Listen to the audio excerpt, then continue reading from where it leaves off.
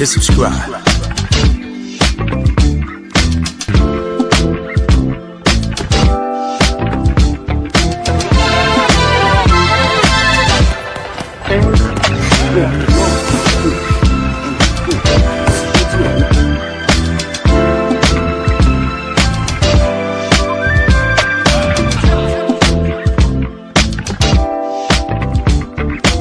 Subscribe to my guy, Uncle D. Tell him Big Bass sent you.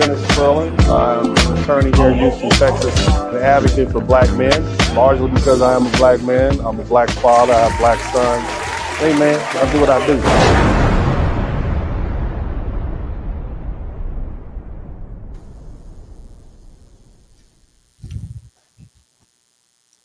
What's up? Welcome everybody on this wonderful day. I know it is called Mother's Day, and in celebration of Mother's Day, I want everybody in the chat room with me today to just say your mama. I want everybody in the chat room, go ahead and say your mama, and we're going to get this thing started. We have a very good and interesting broadcast, but we must acknowledge all the mamas. So your mama is what I want you to put in the chat room, and just say your mama, okay? And not your mama. I want ya. Okay, everybody say your mama. Okay, and if you don't know how to spell ya, okay, or properly pronounce that, and matter of fact, I want all my white friends who are here, especially those who are not from the South. When you see your friend or neighbor, it's a proper way in which to greet your neighbor's friend. Just say your mama. Matter of fact, if you have a black friend, I want all my white fans. I want all you all, especially you all from the north. Okay, I want anybody north of the Mason-Dixon line. Next time you see your black friend, tell them you listen to a black podcaster, and he said the proper way to acknowledge the love and affection that you have for your mother is just say your mama. So when you see your black friend, just say your mama. I want you to say it just like that. Same annotation, same sweet. Your mama. Okay, I want you all to say that. Okay, and then come back and report back to me. I'll give you all probably 72 hours. It's going to take a couple of hours to get out to the hospital. I'm thinking maybe let's report back Wednesday. You all can let me know how that went. Okay, so just your mama. So shout out all of the mothers today. I want to mothers, grandmas, big mamas, my dears. Okay, but make sure as you enter into the broadcast, you say your mama. And for those of you all who don't have your mother with you today, put her name in the chat room. If your mother, your grandmother is gone, go ahead and put her name in the chat room. Ethel, Annie Lou's, Mildred. I know that we have a lot of Mildreds out there. Mildred and Luann's. There's going to be some Luann's. And there's going to be some Zenobias. I'm sure there are some Zenobias out there. So we want to take the time. See, I'm sensitive, okay? I'm sensitive to your needs. See how Audrey's, there's Joyce, Naoma, Cora, yeah, Cora Lynn or Cora Ann, Barbara Jean, right, yes. May Owen, that's a good one. Yeah, yes, come on now. We want to take the time to acknowledge all of your mamas. Okay, I want to acknowledge all of your mama. All right, and that's from me, from my heart. You know, I'm a big-hearted person. Your mama is from me. Okay, all you people who are watching the broadcast, I want y'all to big your mama from Uncle D. Praise Moses. Mamie, yeah, that's right. We are acknowledging all y'all's mamas. Okay, so anyway. I'd like to first introduce myself once again. My name is Dennis Spurling, and I'm a podcaster here. And I enjoy you all's company. I really do. This is becoming the thrill of my day. I just want y'all to know I enjoy aggravating the hell out of you all. As you all know, I was the little light-skinned boy. Okay, the little red boy that was bad as hell at your elementary school. That was me. You couldn't outfight me. Okay. And I was that guy. I was the guy that you went home and told your mama about, and they said, go fight him. And then you found out he's really big and he's strong. He's really strong, and he got a big family. That was me. I was a bad little red child that used to, steal the peaches out of the next door neighbor's uh, yard trees. I was the one who would be stealing stuff out the local liquor store. I was the one. Me and my bad cousins, we would be the children that would, go up to the local school for the school lunch program and steal as many lunches as we could, stuff them under our shirt, and run and hop the gate and get home. That's what we did. Okay. But yeah, I would aggravate. I was sweet boy. I was a very nice child, but I would aggravate the hell out of you. See, that was me because I was so bad. I was just bad. I can admit that now. I was a bad child, unruly, nothing like my wonderful children, beautiful children, but I was bad as hell. Okay. If I was to be tried and convicted for some of my childhood misdemeanors and felonious activity, I probably would have did about 7 years. Okay, I'm just gonna say that now. But anyway, somebody said there's a buzzing sound. We'll see if we can fix the buzzing sound. We don't want any buzzing to happen. I don't see any buzzing sound. Does anybody have a buzzing sound? Is the sound okay? Family, is the sound okay? Let me know if the sound is okay. Somebody said the sound is buzzing. Is the sound okay? If the sound is good, type 1 in the chat room. If the sound is bad, type 2 in the chat room. It should be pretty good. I don't know what the issue is with the sound. If we good, little statically, oh Lord Jesus, I don't know what to say. Somebody's saying it's a little static in the chat room. I don't know. Let me double check and triple check. All right. Somebody said 2. Somebody said 1. Oh Lord, we don't pray on it. Let me see here. I'm not sure. No, I'm not sure. What about now? How does that sound now? How is it now? Tell me how we're doing now. Tell me how we're doing. It's buzzing sound. How about now? Did that fix it? Huh? Did it fix it? Now I'm a little buzzing, but can still hear. Okay, is it better? Somebody said it's better. It's better. Okay, praise Moses. All right, hallelujah, hallelujah. We don't want, the devil is busy. The devil is busy. But anyway, like I tell you guys all the time, I'm happy to be here. And if you learn something, I should earn something. But either way, let's go ahead and get to it. Welcome, everybody. My name is Dennis Spurling, and the title of this broadcast today is Democrats Traded Black Voters for Latinos and Got Played. Somebody type played in the chat room. See, that recent Supreme Court ruling got them shook.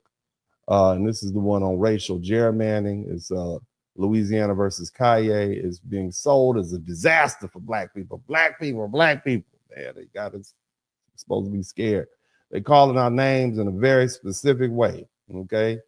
Now, normally when we are looking for tangibles and looking for benefits, and what are you going to do for the black people? It's always POC, et cetera, et cetera. But they calling our names. They calling us by name. Okay, because the Republican legislators in these southern states are moving to redraw districts that'll reduce the number of majority black Democrat seats. Okay, Tennessee just enacted a map that breaks up the majority Memphis congressional district, and Alabama Republicans have asked the Supreme Court to clear the way for a new map after the court have required that the two major their requirement that there be at least 2 majority black districts was lifted. But the real people panicking aren't black people, whether they want to believe it or not. Most of y'all don't even know they can't even spell gerrymander. Let's just be honest. Y'all, most people can't. Y'all can't. What Jerry?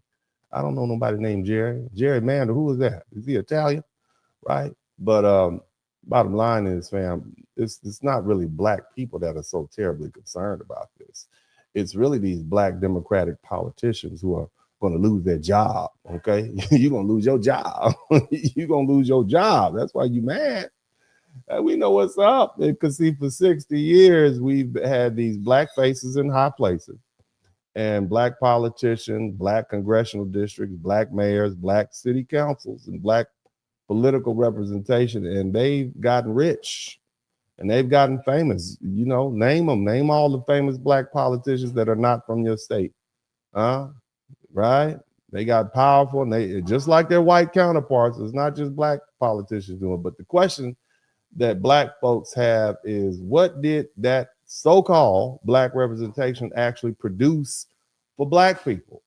Did it create safer neighborhoods, better schools? Did it help us acquire land ownership and wealth and inheritance? Did it empower black people having these black faces in high places? Or did it help those black politicians who sold us welfare, dependency, democratic loyalty, while they got rich? And see, I'm not buying the scare tactic and that black people are about to lose all this representation. We still have the right to vote for representatives, but those representatives may not necessarily be black Democrats. Okay, they can still run, and I'm sure there's going to be some black people running on the Republican Party along with the Democrat Party, but the same Democrats who had pushed the same policies that have failed our black communities for the past 60 years. Right? They're out. So it seems like black voters will start being able to choose people based on what they promise to do, not what they look like. And that's pretty darn good, in my opinion. Okay? Because all skin folk ain't kinfolk. But, you know, I think that's all right. You see? In 2026, black people aren't the same people we were in 1920 and 1940 and 1960s. We're wealthier, we're far more educated, we're more connected, we're more independent minded. And so this ruling is going to hurt the Democratic politicians who depended on those safe all black districts to keep their jobs along with their wealth and their status. But it allows black voters to ask the question we should have been asking all along: which one of these candidates' policies actually serve my interests? You see, now the midterms are coming up, and the Democrat politicians, they're scared to lose their job. So they're putting pressure on black people to turn out and vote for Democrats, but they're not even willing to tell us clearly what they're going to do for us. It's back to the same old message. Vote blue no matter who. Vote because the other side is racist. Vote because the democracy is at risk.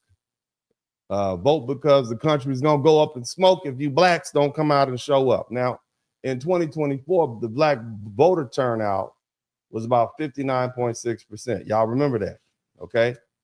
2024, 59.6% of the registered black voters, the people who could vote, voted. That's the second highest turnout of any racial or ethnic group in the country. The only group ahead of black voters was Hispanic voters. They voted 70.5%, okay?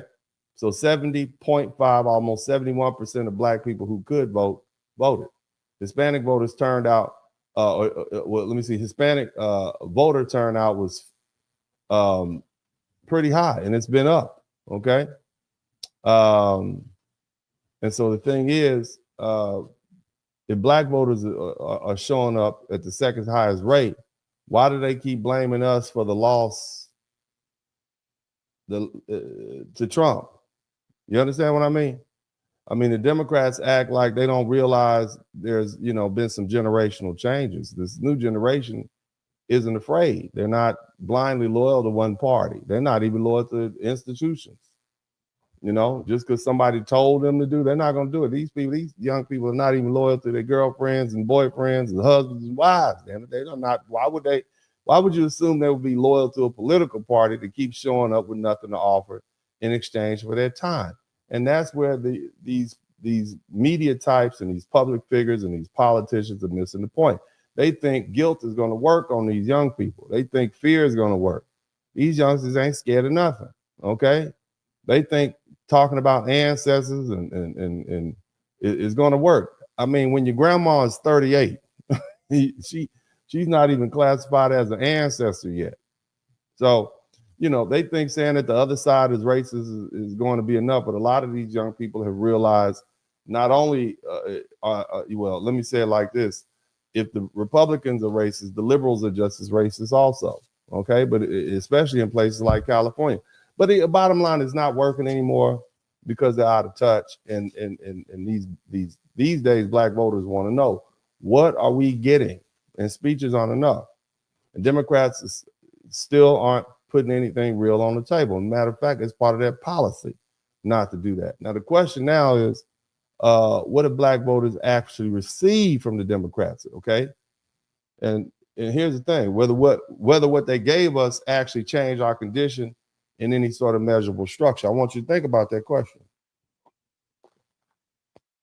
You can't say the Democrats didn't give us anything. Somebody typed stuff in the chat room. They gave us stuff.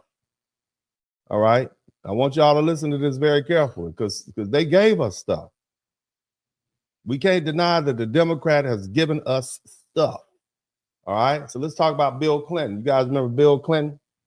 What do we get? Some of you all might have been around. You're giving up your age. That was my first time voting ever. Bill Clinton received 90% of the black vote in 1992.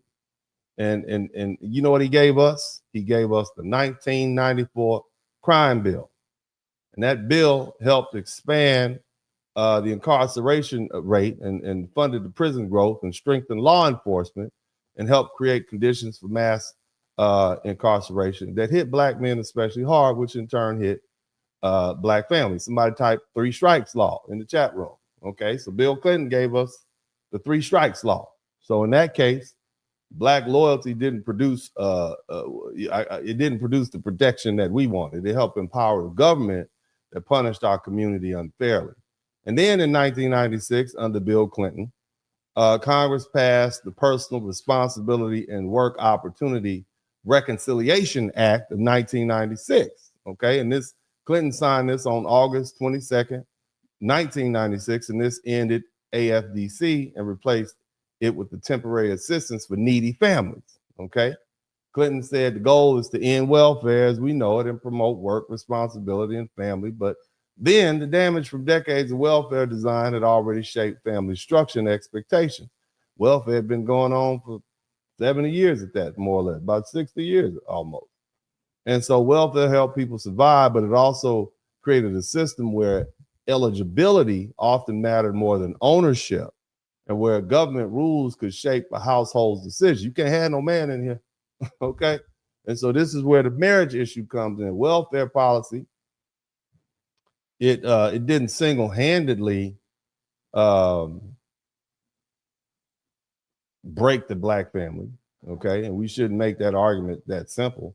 But welfare rules often created penalties around marriage and work and household income. So if you got 2 or 3 women in your community who are single mothers, then the word kind of spreads. It's not so much shame associated with it, right? You see how that works? Even if they're, they never got in there. Now you got a woman down the way, I'm gonna get a divorce too. I see them doing it. This is the thing. This is the trend, right? Research on welfare and marriage explains that under the AFDC, a mother could, she could lose eligibility if she got married. And some rules treated the presence or income of a man in the household as a reason to remove benefits. That means the system could help a mother feed her children while also making marriage and male provision financially risky.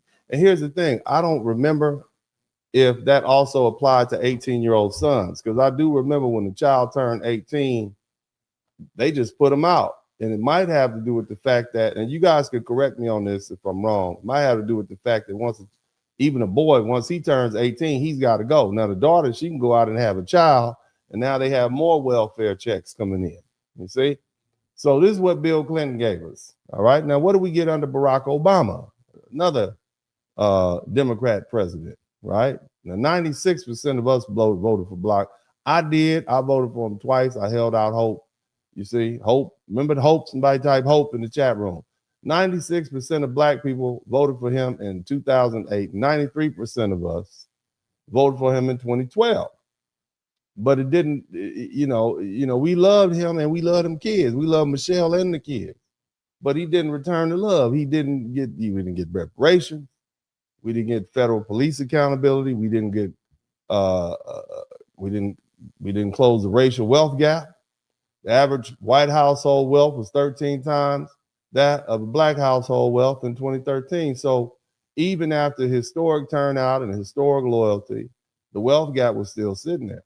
And in 2010, President Barack Obama, he passed the Affordable Care Act, also known as Obamacare. Somebody type Obamacare in the chat room. All right. It expanded healthcare coverage, and it allowed states to expand Medicaid. And this did help reduce uninsured rate for all people, but health insurance coverage, listen to me, having health insurance coverage isn't the same as having full health equality. Did it help the infant mortality rate amongst Black women? Did it help the death rate of mothers among Black women? Did that help? No, because those racial health disparities still remain. There was no investigative committee into why is it that more Black women are dying while giving childbirth. Why is it? We didn't get any of that. Okay, we didn't get any laws associated with that. So, now we got to talk about Joe Biden, right? And this is the most recent Democrat president. Now, Joe Biden, 87% of Black people voted for him in 2020. And what did we get, right? We got the John Lewis Voting Rights Advancement Act. That didn't become law. We got the George Floyd Justice in Policing Act. That didn't become law either. So we didn't get that. They faked us. And after Black people marched and voted and organized and delivered the most obvious responses, for accountability, i.e. voting rights and police accountability, both of them failed. But while Black specific demands died, the Biden administration oversaw one of the largest immigration surges in modern America. And you all were right there watching it with me. You saw them open the southern border, and you had literally hundreds of people flowing through our southern border. I've never seen anything like that in my entire life. Just people just walking up, people flying from up, they just walking up here, right? Did Joe not see it? Because I saw it. I saw it on all the news channels, right? Did you not see the buses? Did they not see? I saw it, and they didn't do anything about it.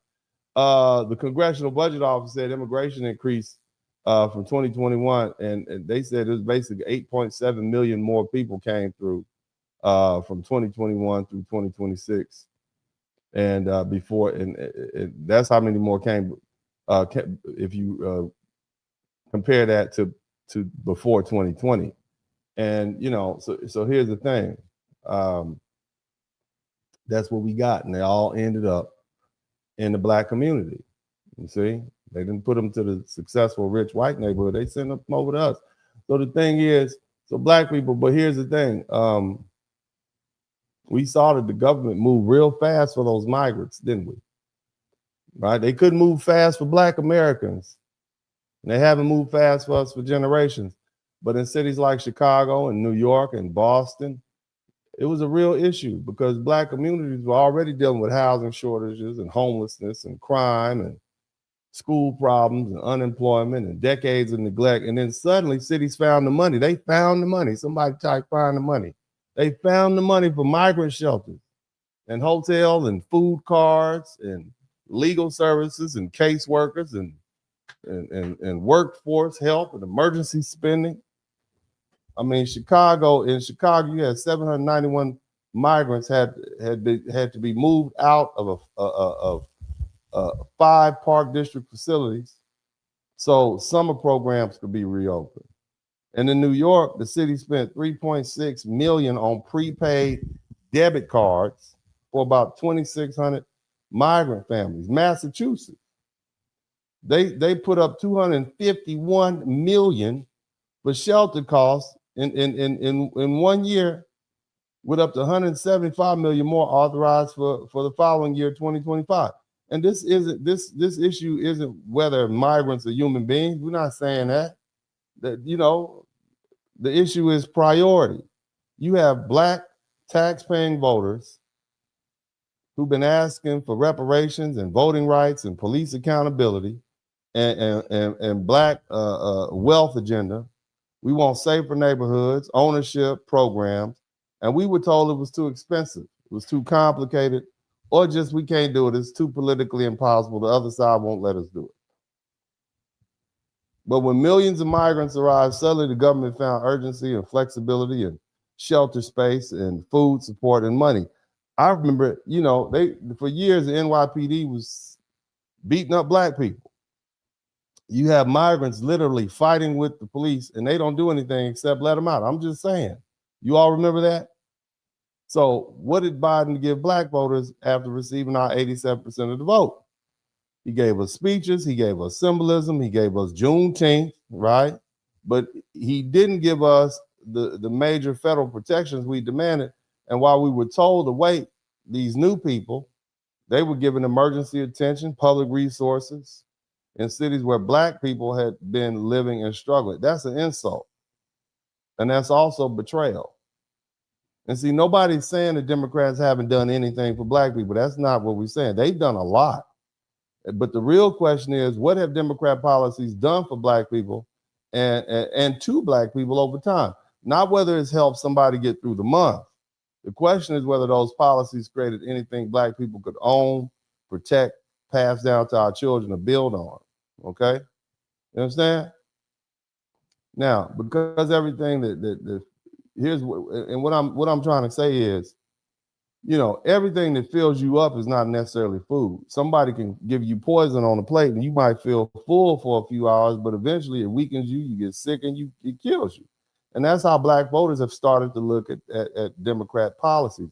We can't just ask. We what did they give us? We have to ask, could we pass it down? Did it create land? Did it create equity, business? Did it create better families? Did it help us attain wealth? Because see, a government check can help you survive today while leaving your children with nothing tomorrow. A housing voucher can keep a roof over your head, but you never own the roof. And a benefit can solve a short-term problem, but ownership is the only thing that's going to resolve that dependency. And this is where black people have to be honest, coming out of the rural South and Jim Crow and poverty. And when I say black people, I'm talking about foundational black Americans, because I know other people have different histories and, we're different cultures, different experiences. So they have a different gaze on these things. But for black Americans, we had to deal with Jim Crow, poverty, exclusion, discrimination. Black people needed help. We needed access. We needed protection. We needed those programs that allow people to eat and live and receive medical care and survive. We needed those at the time. All right. Welfare served a purpose, but it was only supposed to be short term. All right. And nobody's denying that. But now we're far enough down the road to ask the harder questions. Did those policies lift us into ownership, or did they train us to depend on systems we don't control? When we look at the record, okay, the pattern seems to be pretty clear to me. The New Deal gave welfare. The Great Society expanded welfare, and urban renewal tore through black neighborhoods, and public housing concentrated black poverty in the same areas. Food stamps helped people eat, but it didn't build black-owned food systems, made Walmart rich, right? Medicaid expanded access, but it didn't close the health gap. Some of y'all out there right now got high blood pressure and diabetes. Yeah? What about Section 8? It helped pay the rent, but it didn't create ownership. TANF changed welfare rules, but it didn't rebuild the family, did it? The Affordable Care Act, Obamacare, it expanded coverage, but it didn't produce full health equality. And these policies didn't give black people tangibles. They replaced tangibles with benefits. And that's the trick. Somebody type trick in the chat room. Okay? Black people are asked for things that can be passed down: land, homes, businesses, capital, schools, safety, ownership, enforceable protection. But what have we been given instead? Okay? We got a check that ends. We have a voucher that expires. We have a benefit that depends on eligibility, and you can't have a man. All right? A program that politicians can change at any time, and a housing unit we don't own, that it also oftentimes comes with roaches. Is that true? In the projects, It's the truth. Somebody type German cockroach in the chat room. This is what they came with. Okay. So nobody's saying every one of these policies, nobody's saying every one of these policies was passed down by Democrats alone. I know I'm not saying that. Okay. That wouldn't be accurate. Some had Republican votes, some were bipartisan. And in 1996, the welfare reform was pushed heavily by the Republican Congress. But when we look at the big picture, the pattern is still clear. The welfare state model Black people were told to accept came mainly through Democratic presidents and Democratic Congresses and Democratic policy language. And so we're going to do a little history. I want y'all to, roll with me on this. It take me a while to get warmed up, but there's an end here. Okay, I'm going to land this plane. So let's talk a little bit about some facts, okay? In 1935, Franklin Delano Roosevelt, a Democrat, he signed the Social Security Act, and it created aid to dependent children, okay? And the bill came from Roosevelt's administration, and it was introduced by Democrat lawmakers. And in the House, 284 Democrats voted yes, and compared with 81 Republicans in the Senate, or should I say in the Senate, 60 Democrats voted yes, and compared to 16 Republicans. So that was a Democratic New Deal program with Republican support. In 1937, Roosevelt signed the United States Housing Act, and that it's also called the Wagner-Steagall. I mispronounced. We'll just call it the Steagall Act. I think that's Steagall. Steagall. It was sponsored by Senator Robert Wagner, a Democrat from New York, and the representative, Mr. Henry Steagall, a Democrat from Alabama. And it created a federal public housing system. And that wasn't Republican housing vision. That was the New Deal Democratic housing policy. Now, another president, Harry Truman, okay, he was a Democrat. This is 1949.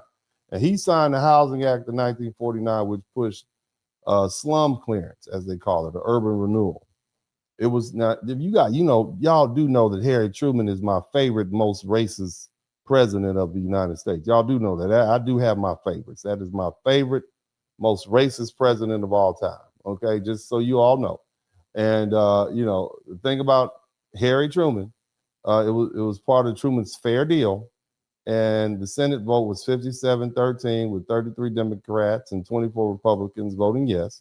So yes, it had Republican support, but the policy direction came from Truman's Democratic agenda, and Democrats had regained control of Congress after 1948. Now, who's my second most favorite racist president? Lyndon B. Johnson, second most favorite racist. He used to cuss and fart and have the bathroom door open. He'd let the N-words fly with the hard ER, okay? But he was a Democrat also from Texas, right? And he signed what was called the Economic Opportunity Act, and it was the centerpiece of what they call the War on Poverty. And this was Johnson's program. And in the Senate, it was passed 61-34 with 51 Democrats and 10 Republicans voting yes. And in the House, it passed 226 to 185 with 204 Democrats and 22 Republicans voting yes. So again, we're looking at this is a Democratic anti-poverty program. So now, are you starting to see a pattern here? All these welfare programs have a Democratic stamp on it. Okay, just so you understand. So in 1964, Johnson signed the Food Stamp Act. Y'all want to know where you got your food stamps from? Okay, 1964, President Johnson signed the food stamp. You remember we used to have them foods that y'all had a book of food stamp? Now y'all had them little cards and you could just pull it out your wallet like you got real money. You know what y'all doing. You just, back in the day, you had to pull them stamps. You had to pull that book out and give them to them, right? And everybody could see, oh, you got them food stamps. Right, let me get some, okay? But either way,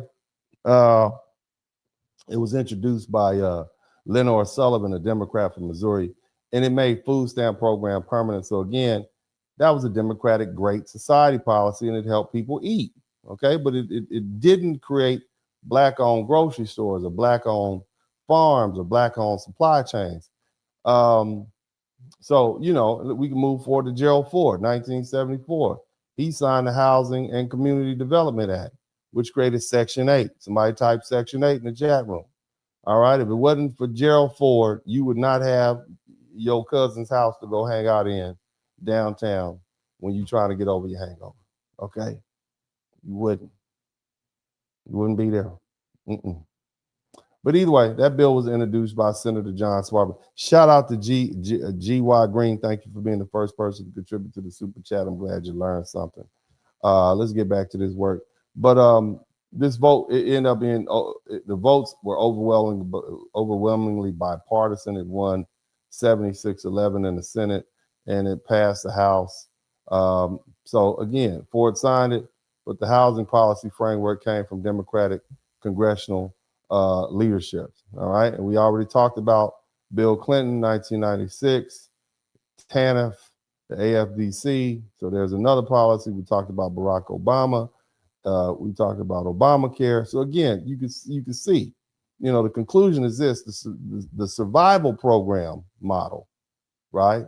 Here's some goodies. All that came from Democrats. Even when Republicans sometimes voted for it or helped reshape it, the Democrats sold those programs to Black people as compassion. Okay, this was justice. This was progress, and Republicans opposed them, but they compromised on them, or they later restructured them. But the Democrats are the party that made these programs central to their relationship with Black voters, and that's the indictment. Okay, Black folk asked for tangibles. We asked for things we could own, build, protect, and pass down. And what we got instead was welfare, public housing, food stamps, Medicaid, Section 8, dependency programs. And sometimes Republicans helped. Sometimes Republicans said, oh, hell no. They resisted. And sometimes Republicans changed the rules. But the Democrats built a political relationship around these benefits and then told Black people to treat those benefits as proof of progress. And that is the problem, okay? If you spend a lifetime on welfare, you don't have an inheritance to give. They gave us eligibility. They didn't give us ownership.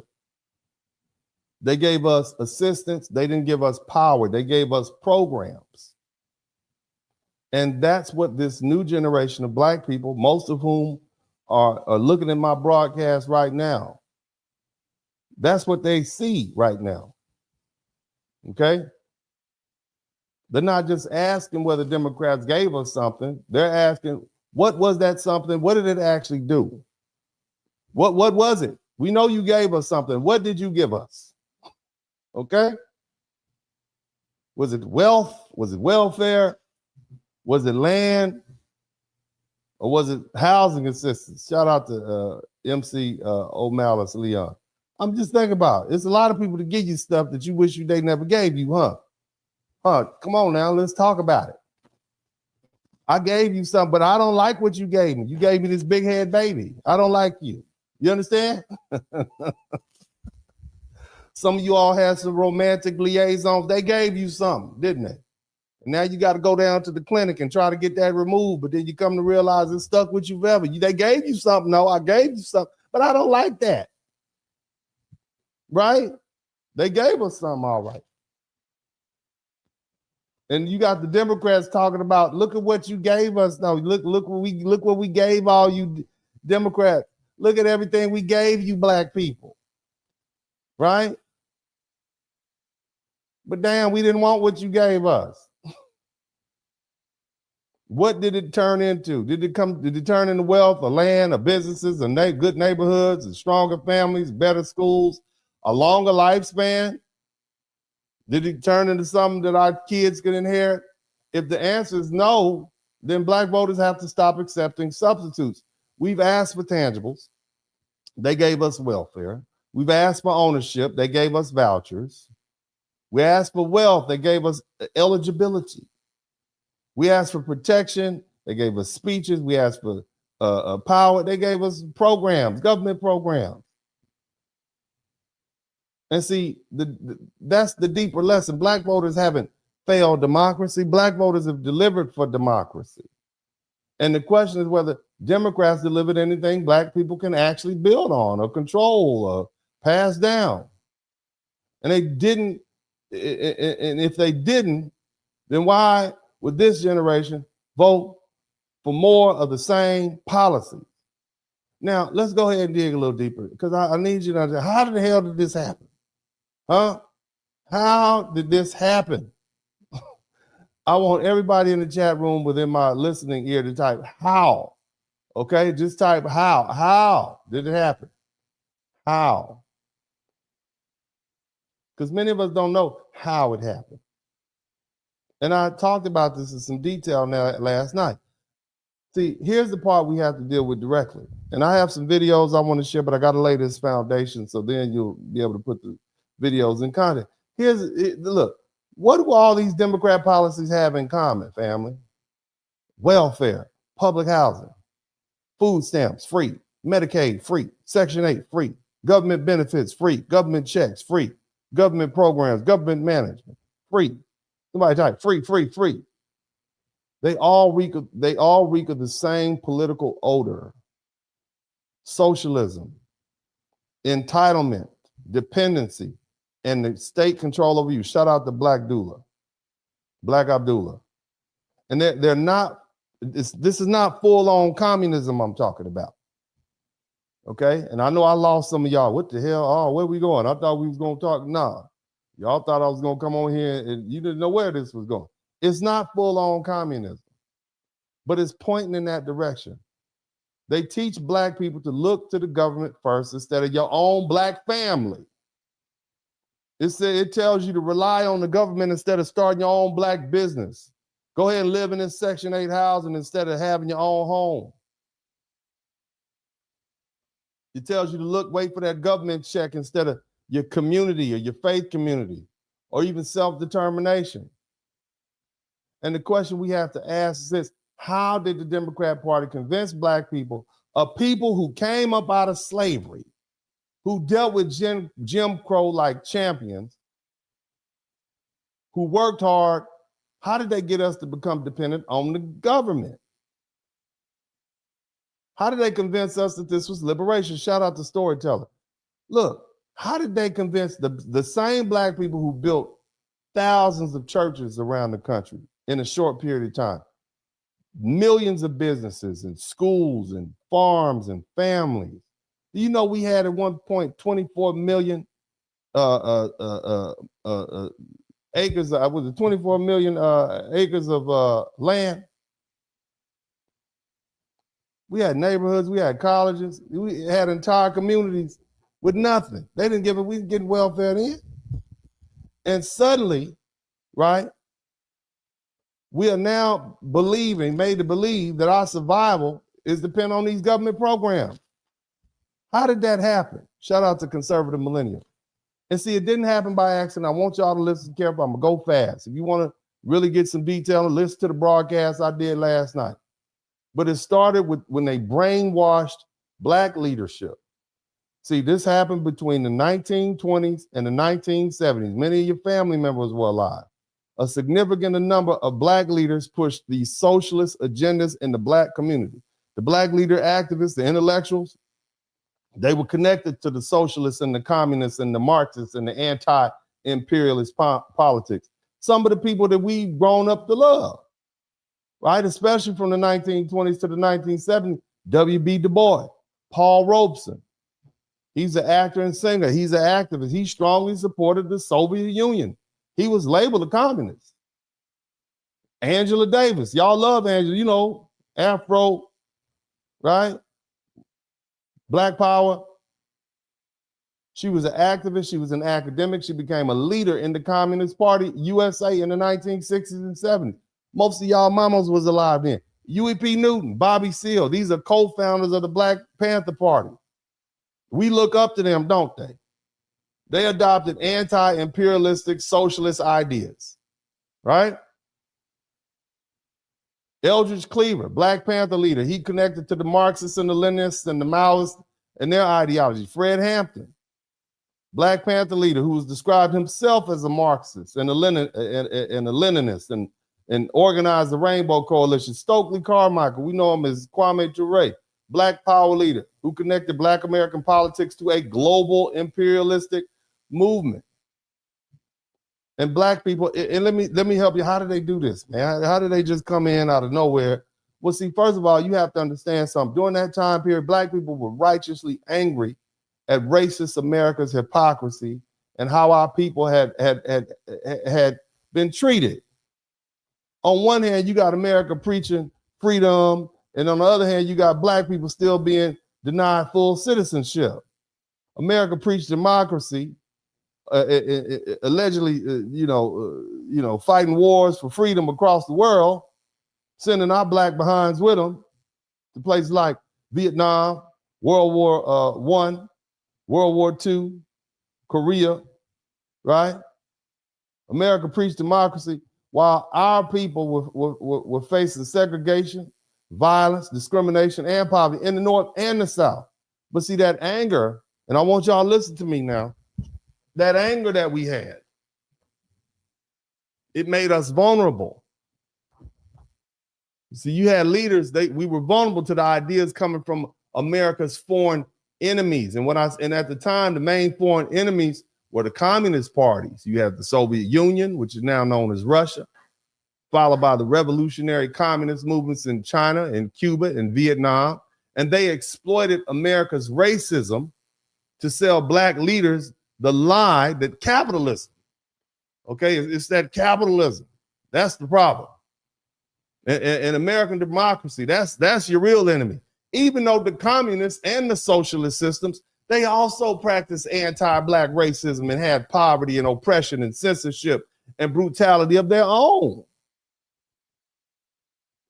But nevertheless, Black people were already mad. So, okay, so it's communist. You mean America's the problem? Yeah, communism. This is America's enemies telling American citizens through their leadership, you need to be mad at America, even though they have the same problems over there. But nevertheless, as I said, Black people are already mad. And that's where socialism and communism was able to enter Black political discussion. So socialism, for you all who don't know, here's just a quick summary of it. Socialism is a political and economic system that suggests that the government should control major parts of the economy so the resources can be redistributed more equally amongst all the people, okay? It usually focuses on reducing the gap between the rich and the poor, right? Trying to make it fair. Sounds good, right? Somebody type sounds good in the chat room, right? It expands the public benefits and increases the government's control over things that are very important, like healthcare, housing, education, wages, industry. And it treats economic outcomes as something that the state should manage. See, the promise of socialism is fairness and equality and protection for working people. Sounds good. Sounds real good. But see, here's the danger. It weakens private ownership and it punishes success. No matter how well you do as a doctor or a lawyer, you still only gonna make as much as that taxi cab driver who didn't even go to school. The other thing is it creates dependency. That's what happened in Venezuela. They put all those people on those free checks, and then they stopped paying them checks. They got mad. You understand? Another thing is it reduces personal responsibility. Why do I need to work? I should never have to work. The government's going to send a check. The entitlement. But the most important thing is it gives the government entirely too much power over people's lives. They can tell you who you can have in your house. They can tell you where you can go and so on and so forth. Now, communism is a little different. It's a political and economic system where the government or the ruling party controls property, industry, production, and resources in the name of creating a classless society. Everybody's equal, right? Okay, it sounds good, right? Somebody type sounds good. Sounds real good, doesn't it? Sounds good. Wouldn't that sound good to Black people back then? Because, it sounds good. And see, here's the thing. Black people looked across the tracks because, they had us segregated. And we looked across the tracks and we saw how wild them white folks was living with the money and the land and the businesses and the better schools and the safer neighborhoods and the wealth. And meanwhile, we over here on the other side of the track, we working hard and paying taxes and serving in wars and building the country up and still being denied equal access to what America promised. So when socialism came along, talking about fairness and redistribution, you mean gonna take these white folks stuff and give it to us? Shit, y'all, that sounds great. Yeah. So, they're like equality. That's what we've been fighting for. You mean the government is going to help us? The same racist government that's been with all these policies? It sounded good. Somebody type sound good in the chat room. I could see myself in 1935, 1940 saying, damn, them white folk living pretty good. So, but you're saying that we become socialists. I can take the white man's mule. He got two. I can get one. Damn, sounds good. Somebody type sounds good in the chat room. Socialism sounding really good, right? Right. And so you have black leaders and activists saying, yeah, right. Sound like a way to force America to pay what it had owed black people. Doesn't that sound good, right? And so these ideologies became wrapped in the language of justice and equality and liberation and revolution. We're going to turn things upside down. Somebody type sound good in the chat. Sounds good. Sound good at the time. Sound good at the time. Y'all know what I'm talking about. Sound good at the time. There's a lot of things that sound good at the time, depending on what time it is. It's 2:15 in the morning, and you just came out the club and you're a little tipsy, right? And you sitting in the car with somebody you just met. Y'all don't have no protection, but the music is playing, and you got that brown in you. You've been smoking a little bit of that fire, right? You got that fire in you, and so you might get an indecent proposal in the back seat. Let's go on, hop in the back seat. Somebody type, sounds good. Somebody type, sounds good, right? You've been drinking all day. You went to the brunch, hanging out, ladies. You ain't got you done broke up with your man. Sounds good, right? Sounds good. Sounds good. At the time, right? That's what black people sounds good. Sounds like a good idea. It sounded like the answer to oppression. Right? Sound like a good. Then you pop up with a baby in the case of herpes, right? That's what happened in the back seat. That's what happened to us politically. It sound good. That's what socialism did to black people. Okay? That's what it did. Because it sounded good, but beneath that language was the dangerous idea. It was that capitalism was the enemy, that private ownership was oppression, and government control was liberation.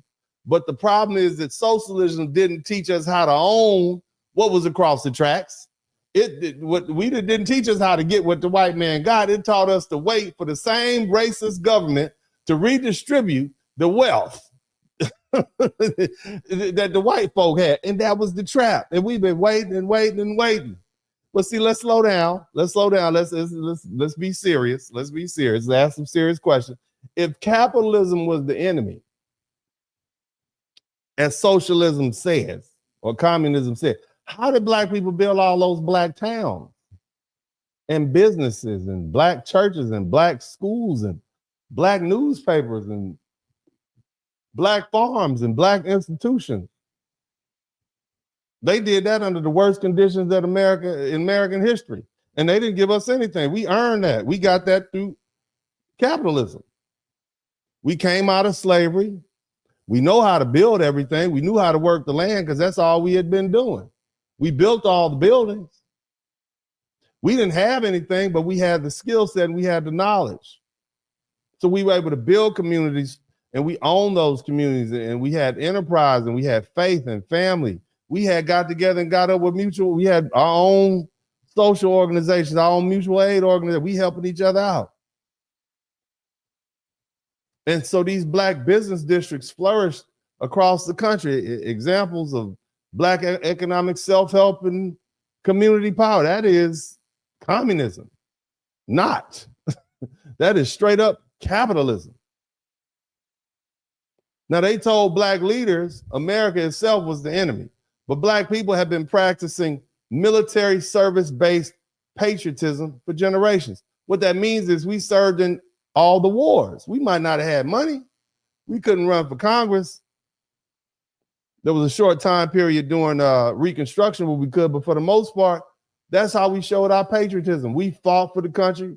We didn't fully fight. They didn't even fully fight for us. And eventually the service forced America to confront its own hypocrisy. And in 1948, President Harry Truman, again, my favorite, most racist president of all time here in America, this most racist president of all time signed Executive Order 9981, which basically ordered equal treatment for all soldiers and military personnel in the country, right? You see? So even a country filled with racism and with a racist president, did y'all know that Harry Truman was a member of the KKK? Did y'all know that? He was a judge in Missouri and a member of the Ku Klux Klan. And this man was the one that integrated the military with an executive order or put us on the road to that. That's why he's my most favorite racist president of all time. You understand me? But but anyway, I talked about that before one day. But the bottom line is, he realized, and the rest of these folk realized, the Black Americans had earned the right to full citizenship through our sacrifice and our service and our blood. And still, these socialist and communist ideas were able to convince our Black leaders that private ownership was oppression. Well, what about the stuff we own private? You mean grandma's house is oppression? But granddaddy paid for that. How's that? I want y'all to make that make sense. I want you to think about how backwards that is. Black people had come out of slavery after being owned, but owning nothing. Then through struggle and hard work and sacrifice against all odds, we start owning stuff in businesses and churches and schools and farms and cars and land and Black farmland ownership. Like I think I said, 16 to 19 million acres by 1910. That's like 4 states. I think it's like New Jersey, Massachusetts, New Hampshire, and Connecticut. That's how much land we own. That wasn't oppression. That was 40 years out of slavery, and we own that much land. That was the beginning of inheritance. That was something our children could have built on. But socialism told our Black leaders the government should control those resources and redistribute the wealth and become the main provider. And then, and when you really think about it, that sounds like reinstalling the same slave plantation structure Black people had just escaped. Think about that. Under the slavery system, the master owned everything. The master controlled the resources. The master decided who got to live with you and where you live. The master was your provider. So how do we go from escaping that system to letting Democrat politicians sell us a new version of dependency dressed up like reparative justice? And see, that's the contradiction. On one hand, you got these Black radical leaders from the 1920s and 1950s saying that we're fighting the government. Somebody type revolution in the chat room. We fighting the government revolution. They said that we're fight the power. Somebody type fight the power.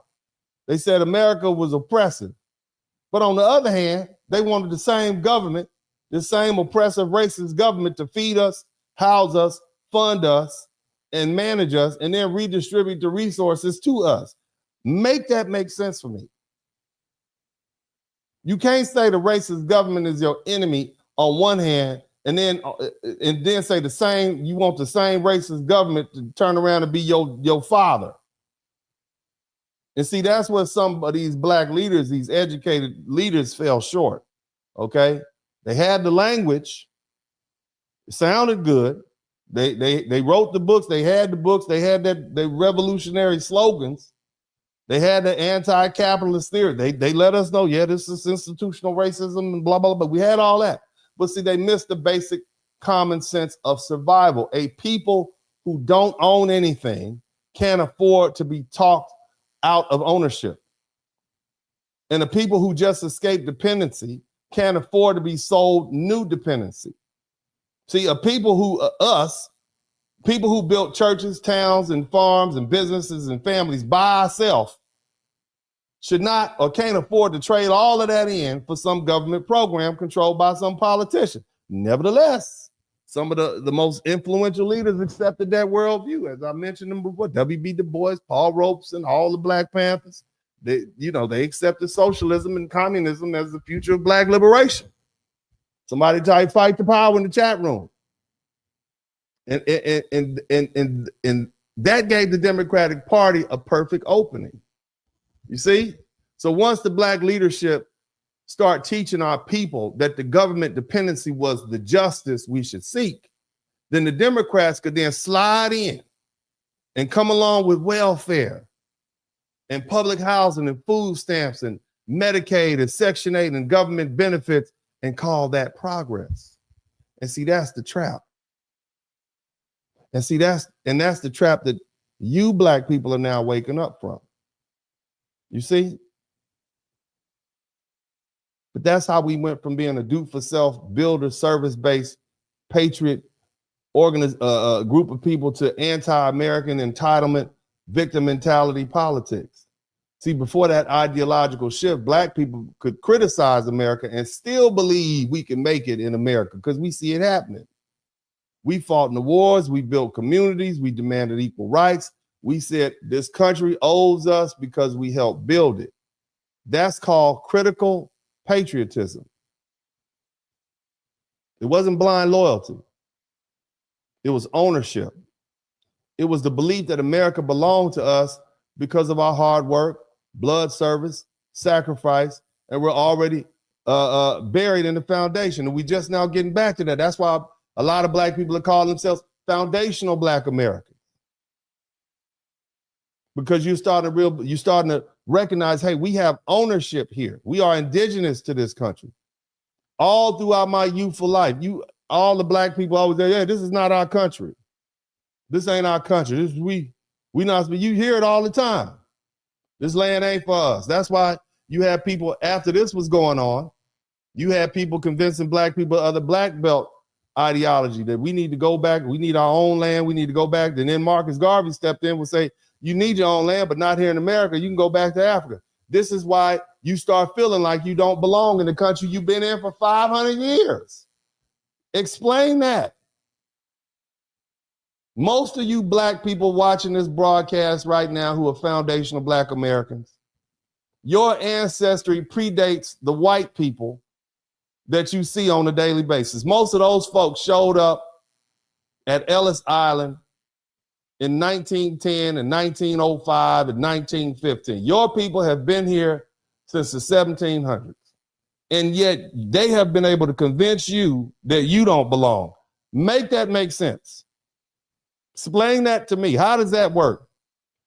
You got blood, sweat, tears, blood capital. You got military service in your ancestry. And some of y'all, most of y'all relatives are white. So how is it that you don't belong here? How is it that you allow these group of immigrants, tethers and immigrants from Italy and Ireland that just got here, how did you allow them to convince you of that? I'm just asking. I'm just asking. How did you allow them to do that? Huh? Now, see, after socialism and communism entered into black political thought, the message changed. It became less about claiming America and more about rejecting America. It became less about building inside the system and more about tearing the system down. And capitalism became the enemy. It was a dirty word. Private ownership became exploitation. Success became suspicious. Y'all don't like your elite now. Somebody type talented 10th in the chat room. Talented 10th is a cuss word in the black community. Success became suspicious. It will become suspicious to somebody who believes that everything's supposed to be redistributed. But the most important thing, America became irredeemable. The government dependency started being sold as justice. And that became the perfect opening for the Democrat Party. Once black leaders accepted the idea that the government was supposed to be the main provider, somebody typed Zaddy, government was supposed to be Zaddy and you were supposed to be the sugar baby. Democrats had a perfect political product to sell, welfare. Oh yeah, public housing, food stamps, Medicaid, Section 8. Every other benefit dressed up as justice. They didn't have to give us ownership. They didn't have to give us land. They didn't have to give us capital. They didn't have to give us business opportunities. They didn't have to give us any darn thing we could pass down to our children. So they gave us programs and called it progress. And a few black politicians got rich and famous pushing those policies. Again, that's the trick. Socialism doesn't have to show up wearing a Soviet red flag. Communism doesn't have to dress up in a Chinese military uniform. It can show up as a benefit card or a housing voucher or become a government check or a program that helps you survive while making sure you never own anything. It shows up as compassion, but it quietly replaces independence with dependency. And this is where the contradiction becomes obvious. See, these same radical leaders said they were fighting they're fighting the government. They say that we're saying fight the power. They say America's oppressive, but at the same time, they demand these same racist, fascist government. They basically say, yeah, but we're your sugar baby, though. That ain't how sugar babying works. You can't be mean to your sugar daddy. Okay? They wanted to fight the system while asking the system to feed and house and fund and manage folk. That doesn't make sense. You can't say the government is your enemy and then ask the same government to become a big zaddy government. You can't do that. You can't say America's evil and then ask America to manage your survival. But see, that's how Black America got politically redirected. You see? They preach revolution while building an entire political program around free government welfare checks and benefits. You understand? We went from being builders to being trained and to being dependent. We fresh out of slavery. We didn't have much, but we had a builder's mindset. We were not waiting for somebody to save us. We were building with what we had. And see, the thing you need to understand, family, you know, once people stop building, they start begging. They got this radical socialist framing that taught us to see capitalism as evil or suspicious.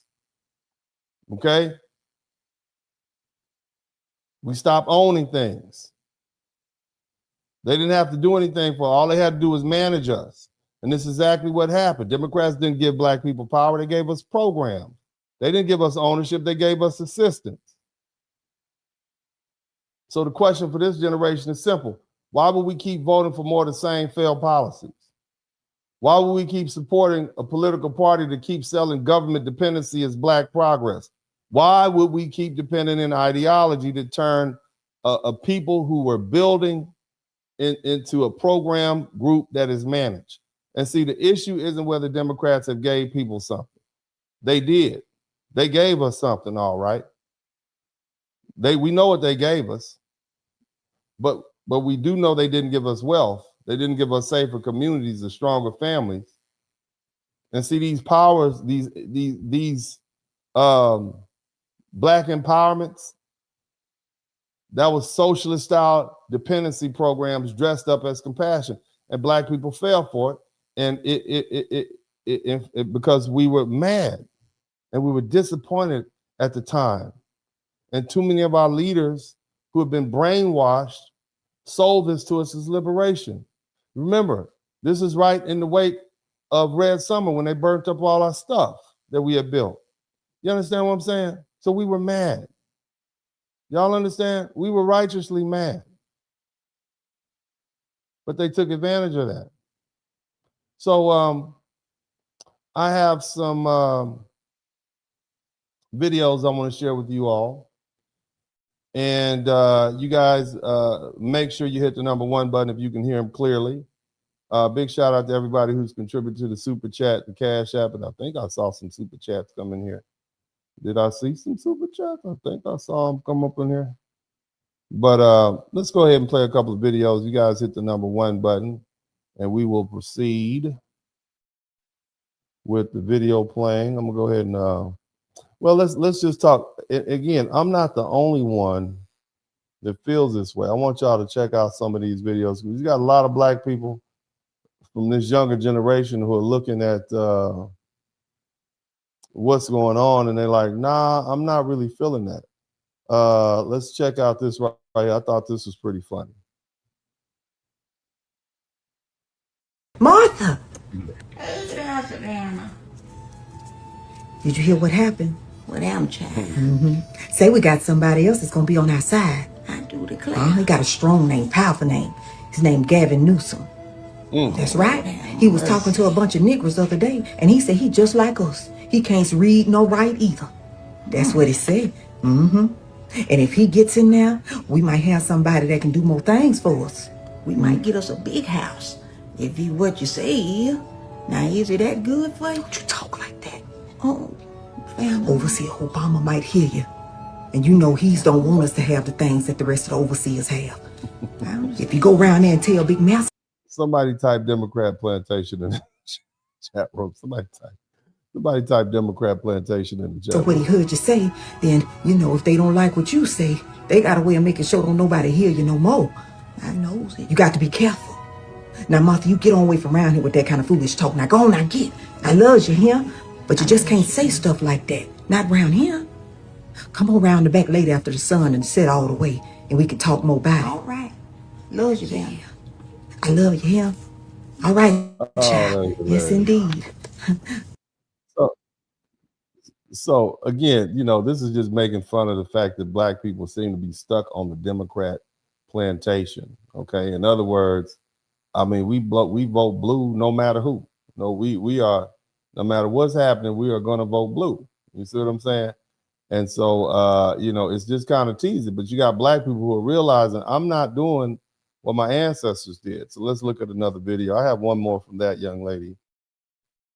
But we'll look at another video. You guys make sure you can hear it. Check this out. I got this one right. I got another one for you.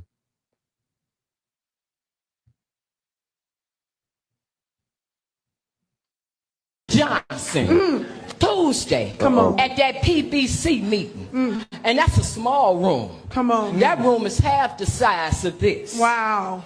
And he's like right there. And I made it clear to him that you getting ready for this DNC, and all eyes is on this DNC. Yes. Well, know this, Mayor Brand Johnson, Black Chicago. Now, just so I can go ahead and explain the basis. So this is in Chicago. And as you guys remember, during the Joe Biden's reign as president, you had a lot of immigrants who were bused to Chicago from Texas by a governor that wanted to pay them. And these folks landed, all these people landed in the inner city in Chicago. And so you got a lot of angry Chicagoans mad, and they're taken to the streets and they're going to city council meetings, and they're letting their voices be heard. So this is what's going on here. So this is just one of those things. We'll keep watching. It's going to pick up just where it left off. This DNC don't mean nothing. Come on now. We done already told you what it is that we want. We done already told you what's important. Come on. And we done already told you we black out here. Come on. We not running with no black and brown coalition, because brown getting the money and black ain't getting nothing but the black being used of us and our stats being used. Come on now. That's right. So I encourage everybody that you think about how we love each other. And that's how when you fall out with one another, Come on. you able to lay it aside. That's right. Because there is no argument that I can have with anybody in this house that's going to surpass me loving my brother. Come on now. Me loving my Come on, sisters. sis. So I want to encourage us to keep praying, keep moving, keep working. I don't care what it look like. I don't care who get in office. We black out here. And it's black first. Have it there. P1, baby. Come on now. That's my P1. Woo! Right. Boy. Got to hit that. Now, you know, years back, it was I would say it was darn near blasphemous. It was blasphemy to say anything bad about the Democrat Party. It was horrible. You couldn't say anything bad about the Democrat Party. But now you have a lot more people coming out and speaking against what they see is basically the Democrat Party trying to abandon black people for Latinos, because we've played out our usefulness, I guess, and we've become too difficult. But let's go ahead and look at some more videos. They'll get a little bit more intense as we get further along. You guys make sure that you can hear this clearly. I got another one here for you. I'll play. This is Kamala Harris getting heckled. Take a listen to this. I know it's a bit controversial, but here's how I feel about this. You know how I was talking earlier about how people are so transactional? I think we need to be transactional voters. Yes, it is right when we are trying to get folks to register to vote and to go vote, and it is absolutely right that we remind everyone of our history, especially when they're trying to erase it. We remind people of the bloodshed on the Edmund Pettus Bridge, the sacrifice of those young people at the lunch counter, the assassination of Dr. King. There are so many things that we must remember about history that compels us to vote, includes not only our civic duty, but honoring the ancestors. Yes, and here's what I'm suggesting in addition. Get yours. So now what you're saying is obviously these folk are realizing that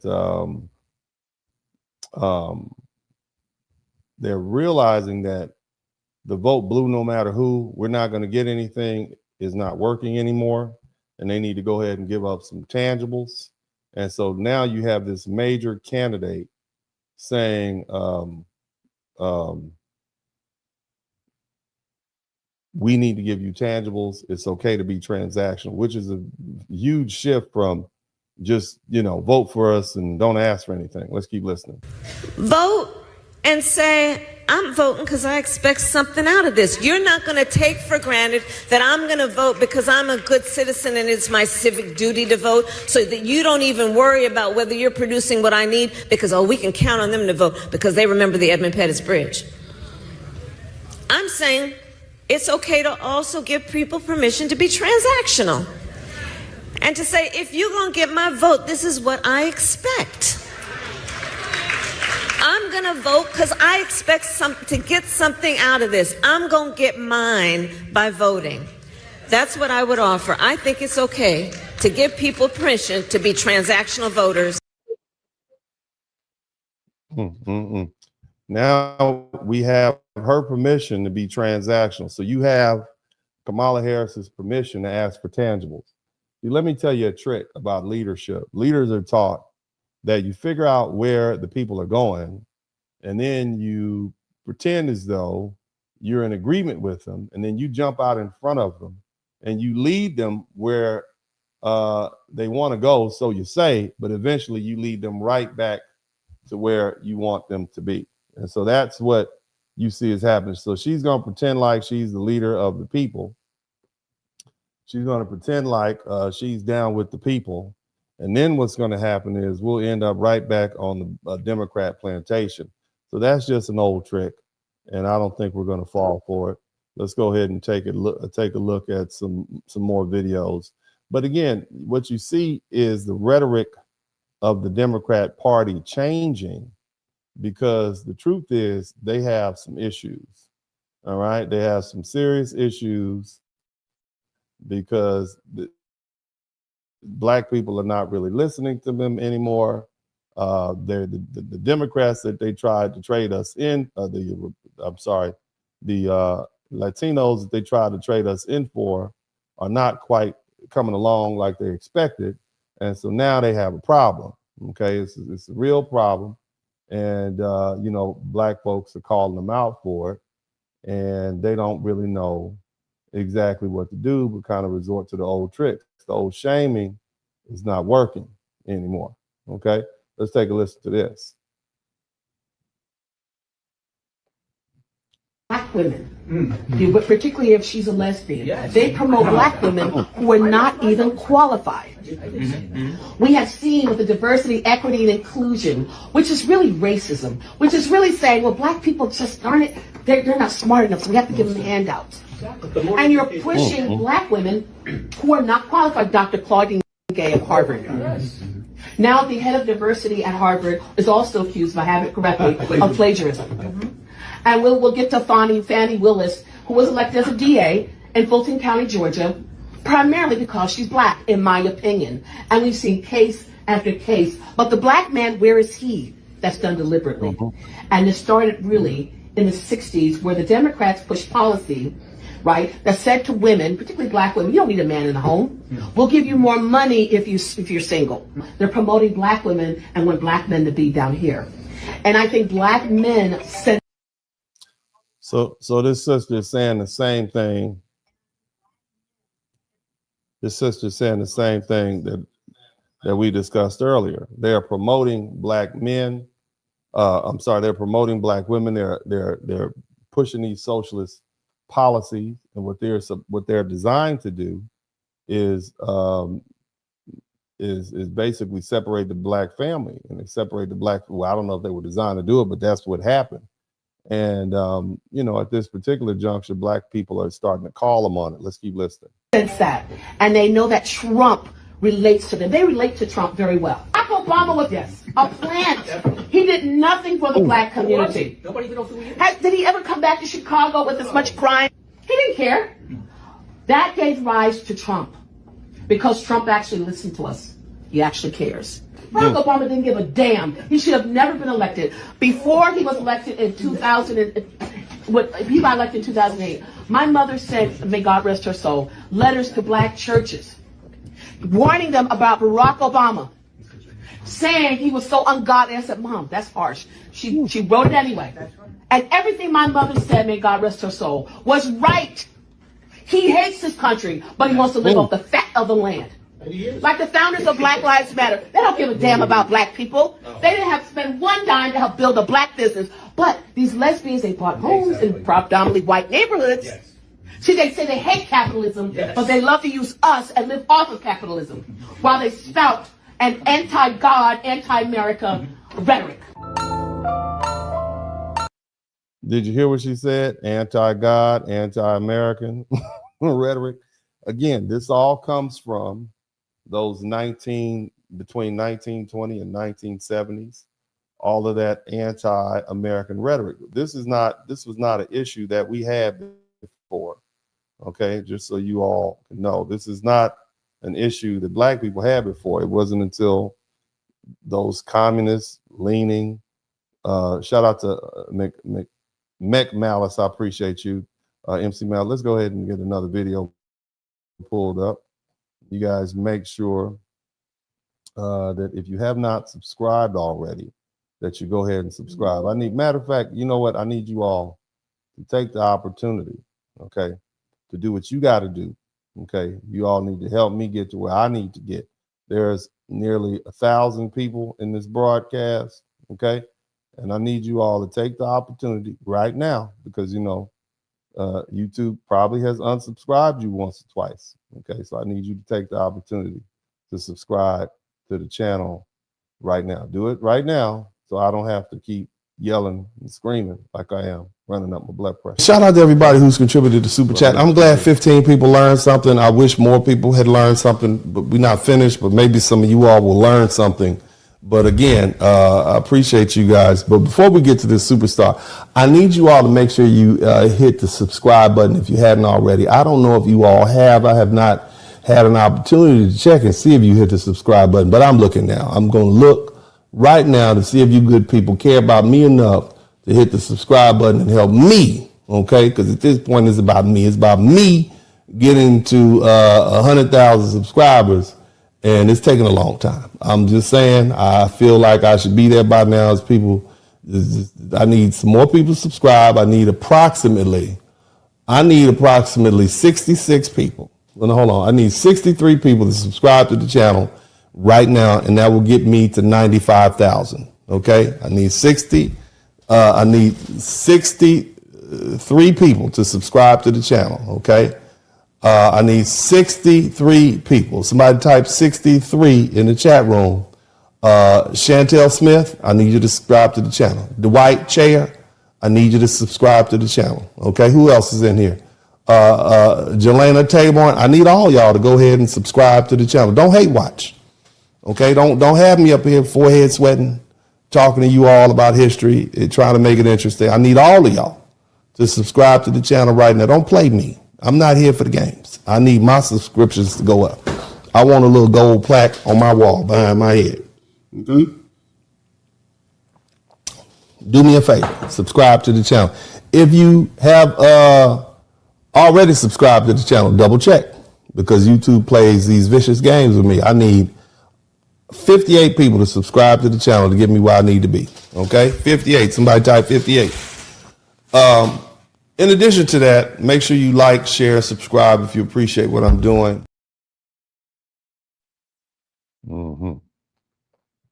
All right, welcome. And I hope you all heed that warning, okay? Because if you all don't subscribe to the channel, what I'm gonna do is I'm gonna turn the subscriber only can talk, and I'm gonna mute you non-subscribers. So go ahead and do what you gotta do, okay? And I need my napkin or something because my forehead is getting a little shiny. Praise Moses. Well, anyway, let's go ahead and get back to the task at hand. I want to make sure that we get this work in, get these lessons learned. Are you learning something? I see we do this. Shout out to Philly to Don. I appreciate all you guys who are working with me. So let's go on head on back. Listen to this lady, okay? Party is crumbling. Oh, they're crumbling. Oh, they're crumbling. See, CNN and MSNBC, they're not going to show you this. But the Democratic Party, because how I know the Democratic Party is crumbling, because look at the tweets and stuff that the congressmen and the stuff they put out is stupid. Okay? They have no policy. They have no leader. They have no morals. The things that they fight for they're stupid, okay? Trans kids, and they're dying on that hill. You understand what I'm saying? But they're crashing out. Look at Barack talking about his wife thinking about Trump or worrying about Trump is causing problems with him and Michelle. No. Sir, you telling me, Barack, you telling me that Michelle is thinking about Trump while she with you, man? Brother, what's happening, man? You gotta step the game up, man. You got Michelle is out there. Why would you even share that on the internet, brother? You know what I'm saying? You gotta do better than that, man. You can't put all your business out there in the street. Your wife is thinking about Donald Trump. That's what you're telling us, sir. That's not even something that's personal business. You need to make sure y'all keep that to yourself, man. Don't put that out there like that, man. Okay, we'll go. But this sister is telling it. She's telling it. Let's go ahead and let her finish talking. Don't put your business out in the street like that, Barack. Don't do that. Go ahead. Let's go. We've got other people talking about they're leaving the country. They don't know what they're going to do. They're saying all kind of crazy stuff. And here's the thing. This is the time that we fight the hardest, okay? Because when a person or an organization knows that they're losing, they're going to do everything in their power to win. Everyone, here's the things I want you guys to be prepared for, just in case. Now look, she started playing that music. I don't want to get this demonetized, but you heard the point that was made. Okay, you heard the point that was made, and it looks like to me, I agree, the Democrats are shook. And the reason they shook is because they hadn't quite figured out what the play is going to be. They expected to regain power during the midterms, and it seems not to be working like that. You see what I mean? So they refuse to give us any tangibles. You know, they're not going to give us any tangibles. I don't understand that. That's crazy. You would rather lose power than give back black people wealth and land and the things that will help us grow and develop as a people. Somebody type do better in the chat room. Do better, Democrats. Do better. Let's go ahead and go and take a listen to some more folk talking. Black people giving the Democrats the blues. That's what this is. People weren't supporting en masse the immigrants. Yeah. I said, you mean the illegals? Was she trying to do the black people were immigrants too? She did. And I said, no, man, we were imports. Okay? It's a big ass difference. It sure is. Yeah, don't try to lump us in with everybody. We are our own distinct people. We have our own distinct heritage. And most black people, even if they don't call themselves FBA or indigenous black people, when they say African American, they still mean that we are a different group of people. So don't try to lump us in with everybody else. Let's keep listening. For the Democrats, because they have allowed them to usurp black leadership in our community, male leadership. And so they get a reinforcement from the media, they get reinforcement from the Democrat Party, and so they are easily manipulated into voting for Democrats. And that's where the spiritual element comes in. The Bible says, see to it that no one takes you captive through philosophy, empty deceptions, according to the traditions of men, and the I mean, you even got the preachers turning against the Democrat Party. When was that ever supposed to happen? That was never supposed to happen. You got the preachers turning against the Democrat Party. That ain't supposed to happen like that. But let's let them finish praying. Somebody type of hallelujah in the chat room. Elementary principles of the world rather than according to Jesus Christ. Colossians chapter 2, verse 8. Y'all look that up. Make sure the pastor. You ever been to a church and the pastor cite the wrong passage and you look it up and can't find it? You all on Google, on your cell phone, trying to figure out what did the pastor say. But again, that's another situation where you have an example of people talking about, calling the Democrat Party out for the things they did. And one of the things they did was emasculate black men and empower black women. Okay. And, basically shoo us to the side. And the brothers are like, nah, I'm good. Why would I vote for a political party that is treating me like a second-class citizen, even for my black women? That's not cool. And actually, that's not the only person to mention that. Y'all check this out. There's another one that talks about that same topic. This shit I'm talking about. This is comical. So Gabrielle Union says weak black men use the 2024 election to get revenge on strong black women because they resent them. This the shit we gotta deal with. And this is why we have to continue to come out and vote red to crush these bitches. You know what I'm saying? It's already happening. I ain't gonna go that far, sir. I'm not gonna go that far.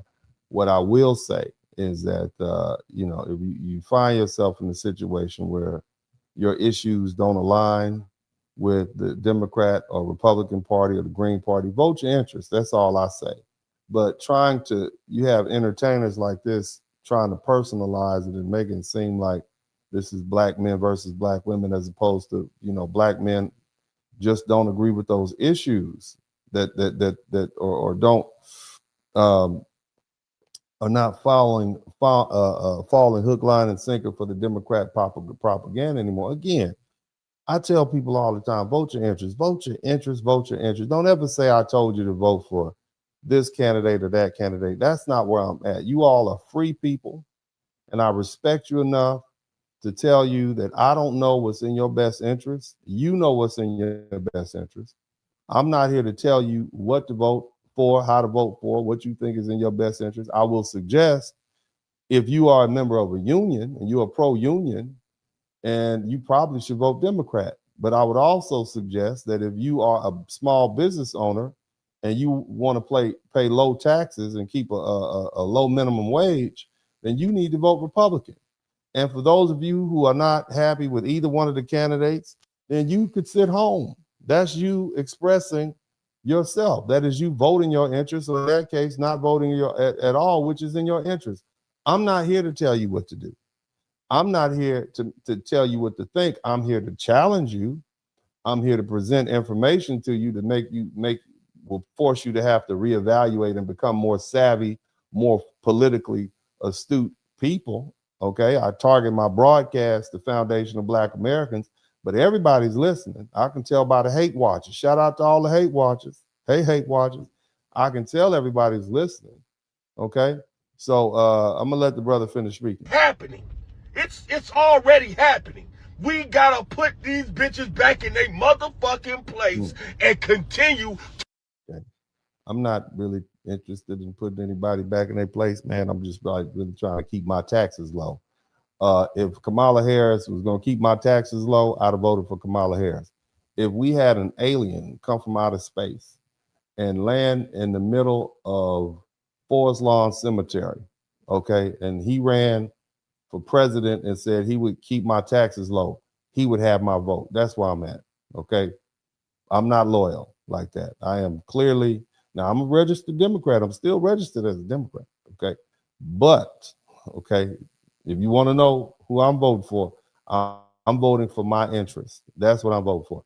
Now I'm going to go ahead and let this brother go on about his business because we are family friendly over here. And I hate that I have to continue to remind you all how family friendly we are. Again, the people who've been here for a while know that I need you all to type family friendly in the chat room so we can keep this monetized.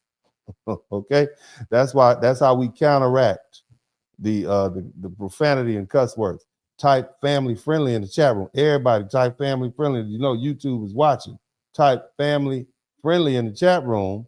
And if we keep saying family friendly, then the algorithm will say, oh, that must have been, he couldn't have said the MFer because this is family friendly.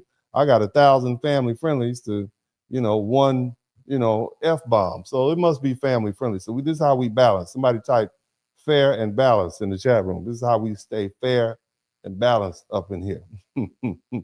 Thank you all. I appreciate. Look at all these beautiful people. Look at all these family friendlies up in here. Yeah, that's what I do. Uncle D has figured this out. But anyway, let's go ahead. Hopefully we don't have anybody else cussing us out. You guys hit the number one button. Let's go on to the next video. Let's keep looking. Keep on looking. Bitter, but we have to swallow it. The Democratic Party, I voted for over 20 years of my life. I voted for Barack Obama when he said he was going to bring hope and change. And yes, we can. And no, we didn't. The jobs didn't come. The better schools didn't come. The investment in our communities did not come. National security, our borders are open. We're not safe. We're not safe. And we've got to stop thinking as black and white and purple and Arab. We've got to start thinking as Americans. And that's what Donald Trump is saying. We're Americans, America first. You have to remember, Donald Trump is the head of Trump Organization. And when you look into that organization, it is filled with blacks, whites, Hispanics, Arabs, Asians. It's different religions. Don't y'all like the music? That's like they're about to score a touchdown or something like that. I love the horn. Religions, different creeds. Yeah, okay. Well, okay. Thank you so much. She's part of the Trump fan club. That's cool. That's very kind of her. But bottom line is, y'all remember Donald Trump was a racist all the way. He's been a racist ever since he started running for and this is just kind of another little thing I found very interesting. The Democrats turned Donald Trump into a racist after him being this, great guy from New York.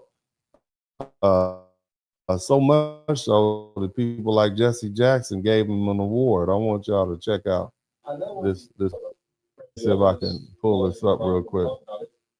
Hold on. I can pull it up. Let me pull this in. That Jesse Jackson said. You guys check this out, okay?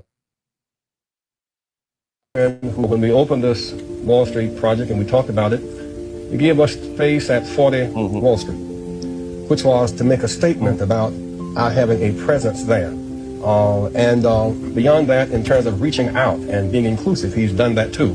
And created for many people a comfort zone when I ran for the presidency in 84 and 88. And many others thought it was either laughable or something to avoid. He came to our business meeting here in New York because he has this sense of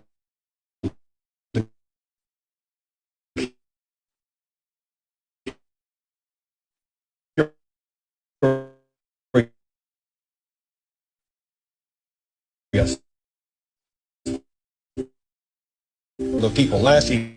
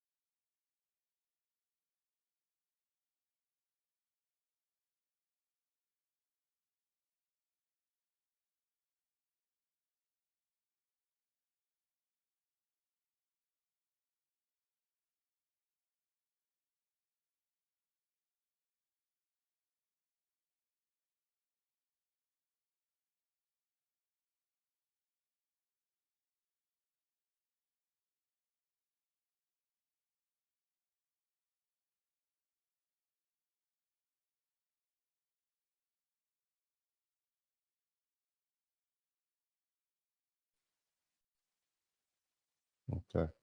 So you see, Jesse Jackson had great things to say about Donald Trump all the way up until he started running as a Republican. And that's not uncommon. So, you know, again, family, and you guys have to understand that, you know, it seems to me that there's a lot of gamesmanship going on here in these in these political forums. I have a couple more videos I want to share with you all, and I want to get back to the get back. Yeah, but it's a lot of people calling out Democrats, and largely because we vote for them and we don't get anything. You know, we vote for them overwhelmingly. Because we as a community have a big problem of just being happy we got there.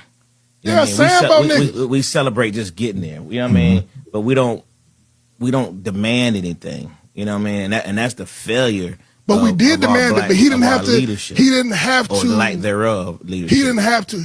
He could dismiss any black person he wanted to, and there was no backlash. Because people were putting a demand on him, but all they had to do is, I ain't hollering at you no more. You out the circle. Just like when he called Kanye West a jackass for taking a what's the white girl name? Taylor Swift's trophy at the Grammys or whatever that was. Oh, that jackass. Wasn't no backlash. This man get called an 8. Man get called an 8 by the United States president 2026. That nigga gave one interview that I'm aware of. So, again, you know, we are looking at a lot of backlash, a lot of videos, a lot of black people doing things that we're not used to seeing black people do, and specifically speaking up. Here's another one. You know, I want to talk about these so-called white. Now, this is I found very interesting. You have a lot of people calling out the so-called pro-black revolutionary politicians who are black, the same ones that are losing their jobs. Somebody type "lose your job" in the chat room, because that's what this is really about. You got a lot of politicians who are losing their jobs, and the truth is, you know, they talk about all this pro-black, blackity black, but most of them marry white, and that includes a lot of those Black Panthers and all those left-leaning so-called radical policy pushing Democrats. Okay, now this fella calls that out. Fair use culture, and you know, let me tell you, it's all about the white culture. This, and you know, we have a problem with this.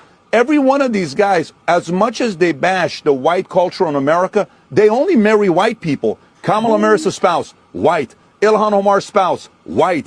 You know, AOC spouse, white. Every one of these guys, you know, you keep talking about them. They're trying to go to that. It's not working. But in America, the reality is that who you choose to marry matters when it comes to getting access to the halls of power. When it comes to winning Oscars or Emmys, when it comes to getting access to Harvard University or the Supreme Court, when it comes to... I'm just saying, you know, whoever you love, baby, I'm happy for. I'm happy you found somebody that want to sit up next to your stinky butt, you know, when you're out there passing gas at night. I'm happy.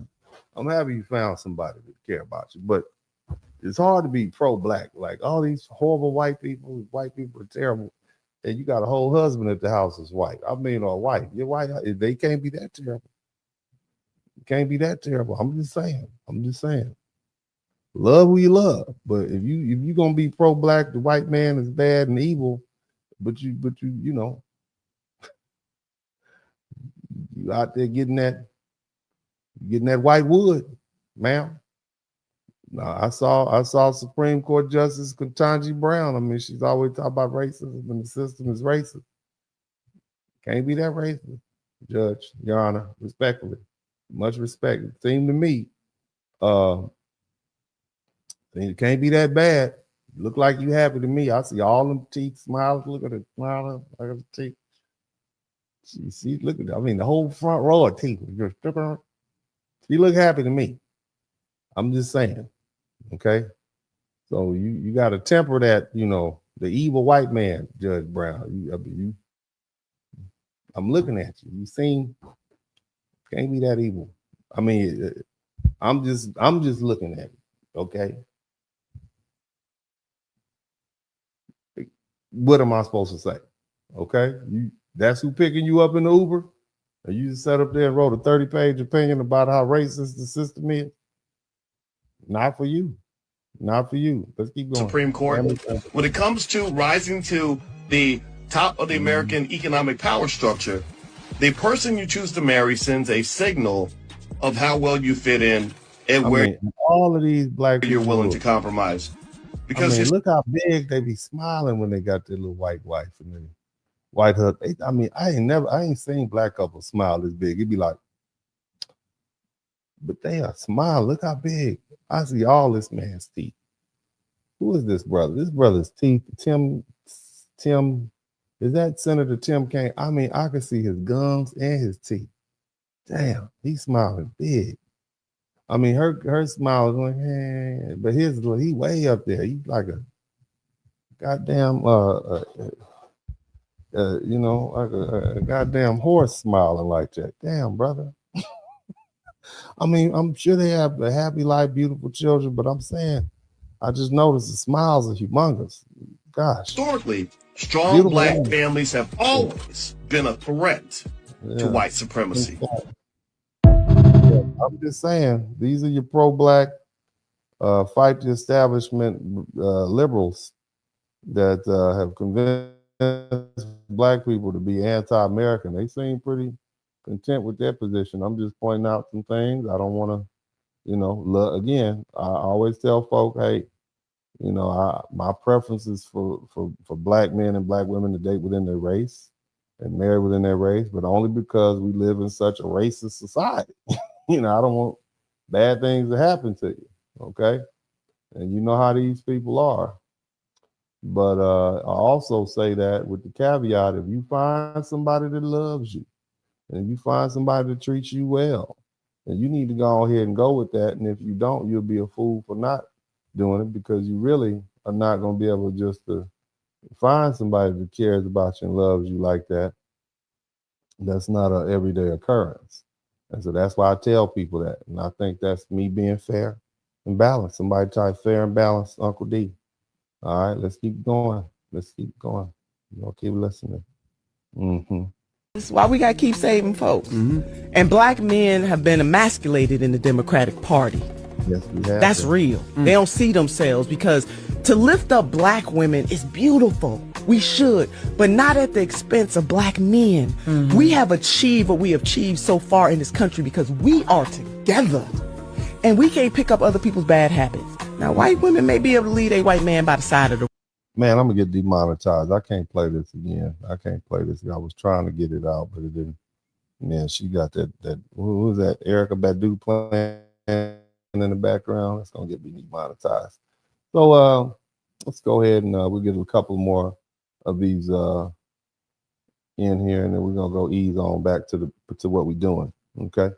Because if your entire worldview requires white people to rescue you, who exactly is behaving like the Uncle Tom?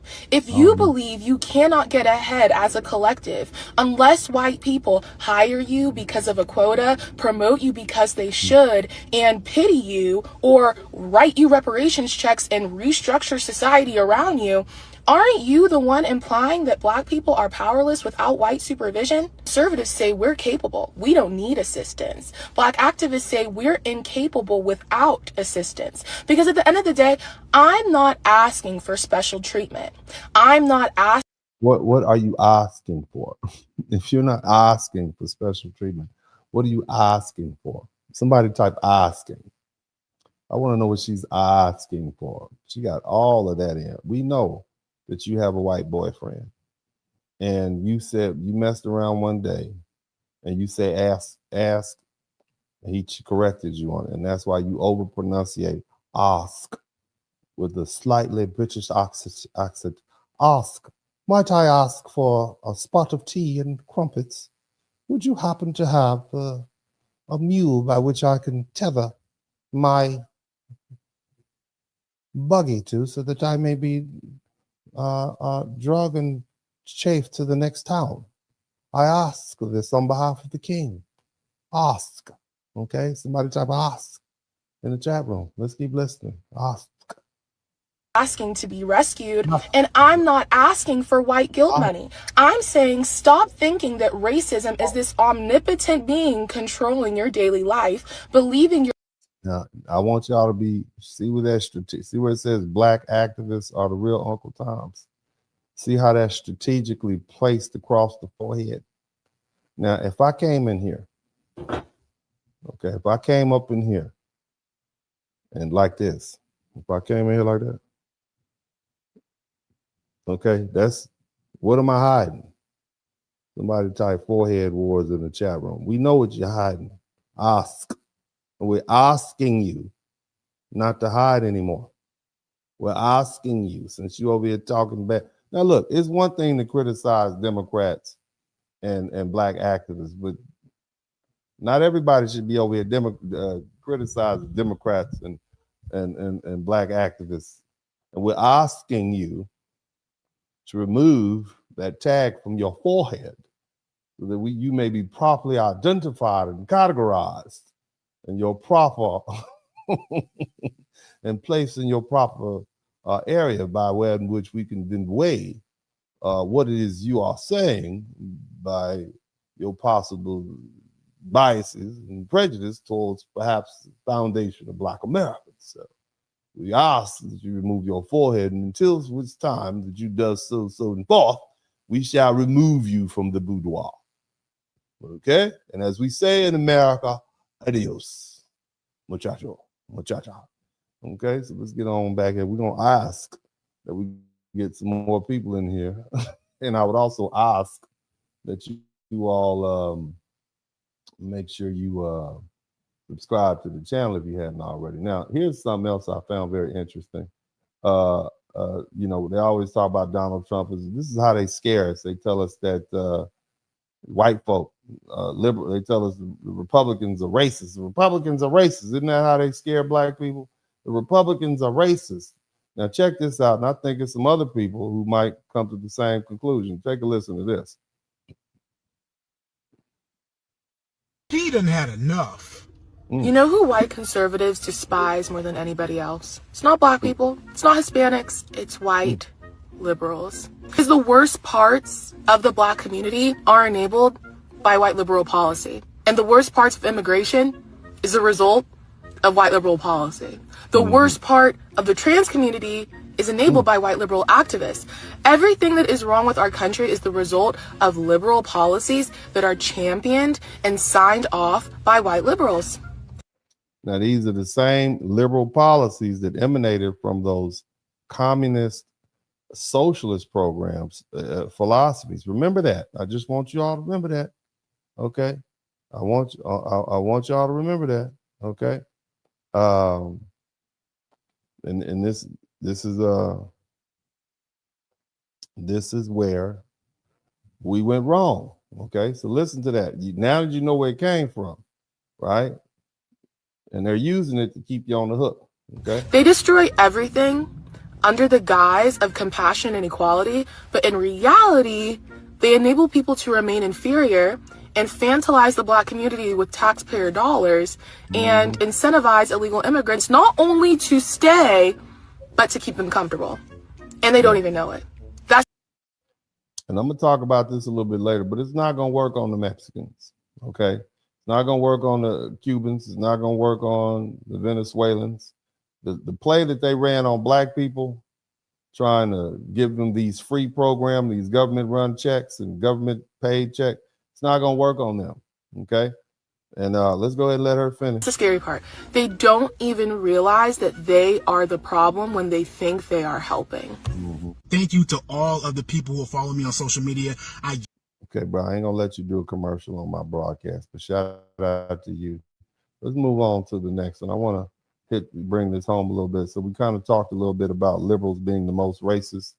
This is the one that's going to be running for president also. He's going to be running for president. Okay. Y'all know him. I'm not, you know.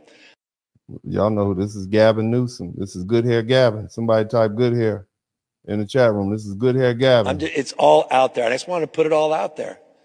I'm not trying to impress you.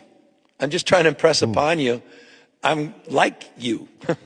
I'm no better than you. I'm a 960 SAT guy. And well, hold on a minute. You're just like me. You're no better than. Now he's in the room full of black people saying, "I'm just like you. I got a 960 on the SAT. In other words, I'm stupid, just like you." That's what he just said. He just hit in his deepest, most inner thoughts inside his little white liberal mind. He thinks black people are stupid, and it just came out. He in there nervous with his he got that Barack Obama leg cross going on. Okay, we got we got that Barack Obama leg cross, and he's in there nervous around all them black people. That's the most black people he's been around since he was a cheerleader in high school. Okay, and they had to go across town to the black school and play football. All right, this is the most black. He's in there nervous and saying stuff. Okay, Gavin with the good hair just told y'all you're stupid. That's what he just said. He said all you blacks are stupid, and he's just like you. Well, that automatically eliminates you. I'm not voting for stupid president. Let's go ahead and let him finish putting his foot in his mouth. and I'm not trying to offend anyone, trying to act all there if you got 940. I know. But literally a 960 SAT guy. I cannot, you've never seen me read a speech because I cannot read a speech. Maybe the wrong business to be in. I know, bro. Don't say nothing. I got him. Yeah, that's how they really feel. And just in case you weren't convinced, so these are the white liberals that say that the Republicans are the racist party. Let's listen to some more. What's the most liberal? It's in America. The most racist state in America, right? My home state. Let's listen to what he has to say. And I would tend to California, agree. I believe it's the most racist place in America. What are some of the ways you saw racism baked into California society that you didn't see in the South? Like maybe something that was more behind the scenes? Okay, a racist cop in the South, he thought he was better than me. He didn't like me, but he'd still be polite. Good morning. You look like somebody we looking for. We just need to make sure you're not him, and we'll let you go. And I'm sorry for the inconvenience if you're not this guy. A California dude was more unapologetic and kind of happy. Even if I wasn't the guy, he was still kind of happy. He treated the N-word bad. You know what I'm saying? So California had more unapologetic racism. Mississippi had a traditional, understandable racism, but it wasn't. All right, so just keep in mind that California is supposedly the most liberal state in the union, and I find that it's the most liberal states. Whether we're talking about Chicago with their racist police force, New York City with their racist police force, California racism. It seems to me that the most racist states are the ones that are run by liberals. Okay, and that is not something that is missed by other people. I see other people coming to that same conclusion. So let's keep listening. It's there, but it's not as rude. Yeah. And also it's a little more classier racism, you know. Yeah, like Colonel Sanders style racism. You know, like don't start nothing, won't be nothing. You know, they feel how they feel, but you know, everybody know what's up in the South. But LA is up for grabs. So everybody want to spray paint on the wall, claim their territory. You know, everybody want their own piece of paradise and they don't want to share it with, you know, another nationality or group or whatever. So if you think about LA is the most segregated city in Los Angeles, you know. You mean in the state or the country? I'm going to say in the country. Of course, you know, Mexicans outpopulate everybody. I think Chicago is probably the most segregated city in America, from my understanding. But let's let the gentleman finish. But there was a time when each race stayed somewhere in the city. The Mexicans had East LA, blacks had South Central, Washington, Compton. White people had West LA and Hollywood. They had the beaches, Santa Monica, all that good stuff. It was a real segregated city. It's the most segregated city. 3 racial riots, probably even more, you know what I'm saying? Like, blah, blah. Again, you always hear these Republicans telling us, you always hear the liberals trying to convince Black Americans, oh, the other side is so racist. Those other people are horrible, right? They're just horrible, horrible people. And, but when you really start looking at some of the policies, which policies have really affected Black America the most, which group's policies have really put a damper in our parade. Now, I want to kind of segue to something else. I want you guys to listen to some of these things said as a result of Jasmine Crockett. You all are familiar with Jasmine Crockett. Jasmine Crockett was a congresswoman from the great state of Texas, and recently she ran in a statewide election for senator and lost. All right, she lost bad. Why did she lose? She lost because the Latinos didn't vote for her. Now, a lot of y'all will say, well, Latinos are racist or they're sexist. They just didn't want to vote for a Black woman. That's what they say. They didn't want to vote for a Black woman. Okay, all right. Okay, that's what you say. But I'm just asking, for a friend, could there have been another reason? I mean, look, we're not taking racism off the table. Black people, I want all my foundational Black Americans to come to the front of the room. Come on in. We're not going to take racism off the table. Okay, I get it. It's our fallback plan. It's always racist. Somebody type always racism. However, could there be something else? Could it be, perhaps, maybe, could it be something else? I don't know. You guys, hint, hint. I spent 2 hours talking to you all, and I'm just trying to see if it registered. But let's look at some of the responses by Black people as we look back. Texas is going to. We want to look back and kind of see. Okay, I know it. Racism, we're going to say it's the Mexicans and Latinos. They're just racist. That they did it sexist. That's what it is. Racism and sexism. That's a very easy explanation. But I am aware that Latinos and of all ethnicities have voted for Black people before in different elections. I'm just saying. So is it possible it could be something else? Is it possible?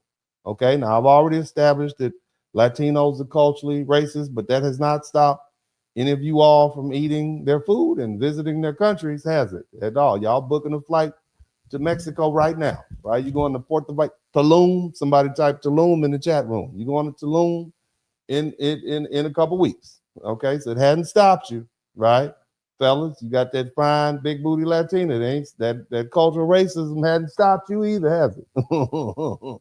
Ladies, when you see them fellas, them little short fellas out there doing the salsa, has not stopped you from dancing with the Latino dudes. That little Paco and Pedro hadn't stopped you. You hadn't stopped. I'm just saying. I'm just pointing out some things. Okay. So we'll look at the videos and then I'll ask you all again, could it be something else? Okay, let's listen carefully. You do realize what happened in Texas is going to lead to a catastrophic split between white liberals and Black liberals and what we want to see the country as, because we realize y'all are still racist as F. Okay. She's basically saying the reason they didn't vote for Jasmine Crockett is because, Latinos are racist. We heard that before. Let's hear her out. Okay, we get it. It's officially Malcolm X was correct. Y'all are still racist as heck. That is what it's giving. And y'all can't stop angry Black people. Y'all really cannot stop angry Black people when we all simultaneously, telepathically connect and say we're not voting. So here's the thing. Remember I told y'all earlier what happened when we got angry and then people took advantage of our anger? Remember that part? I kind of mentioned that.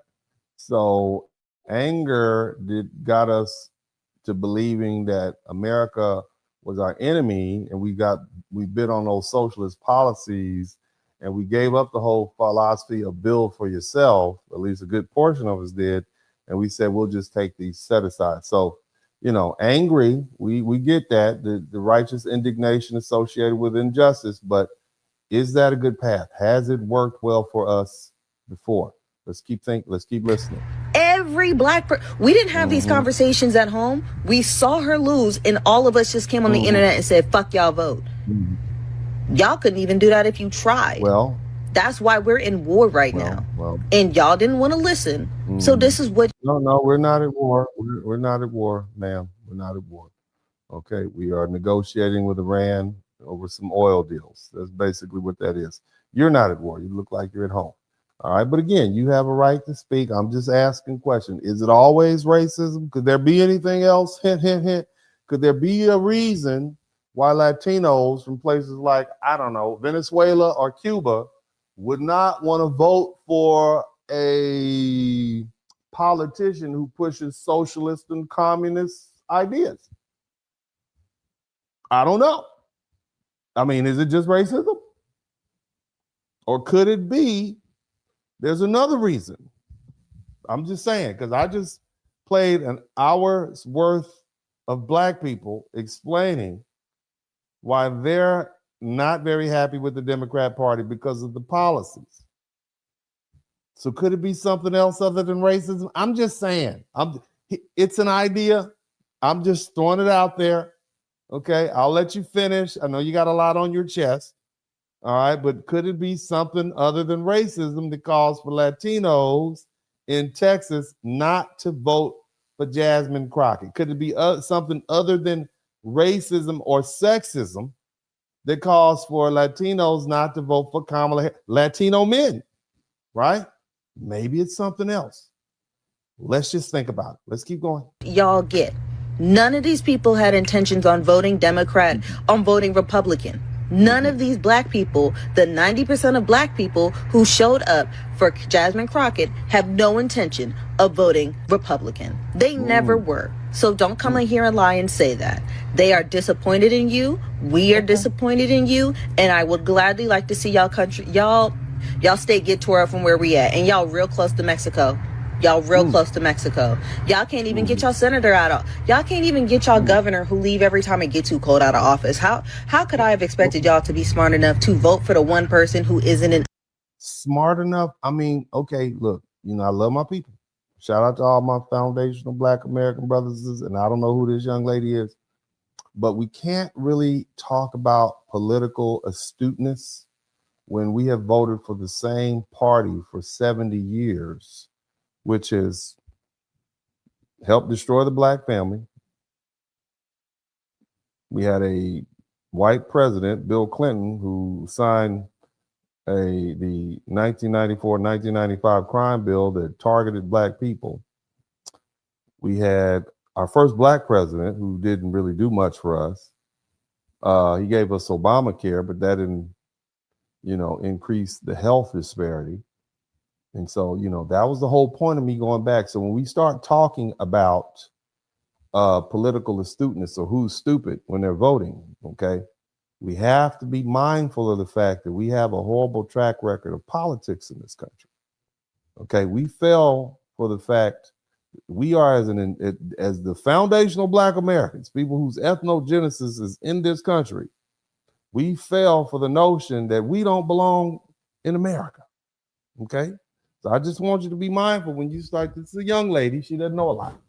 She's young, okay? But you may not know the history, okay? But when we start talking about political sophistication, I think we have some work to do collectively as a group because we've been voting Democrats for the past 60 years, and they haven't done shit for us. If you don't believe me, go to Detroit, go to Chicago, go to any of these places where they're Philadelphia. How about Baltimore? Right? If you think the Democrat parties that we've been voting for, 92% have been good for us, you need to check that out. And I'm just saying, maybe, the Latinos in Texas said, nah, I don't really want her to be our representative. Maybe it's something other than the color of her skin and her sex. I'm just pointing that out.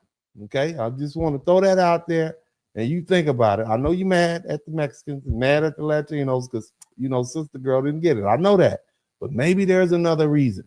Because, see, I'm thinking hypothetically, possibly, if Jasmine Crockett was less like the Jasmine Crockett that we know in the public and more like, I don't know, this beautiful, brilliant lady named Condoleezza Rice.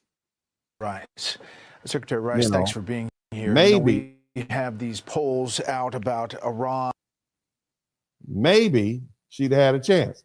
Now let's listen to Condoleezza Rice, who was the Secretary of State for George Bush. Let's listen to this beautiful black woman speak.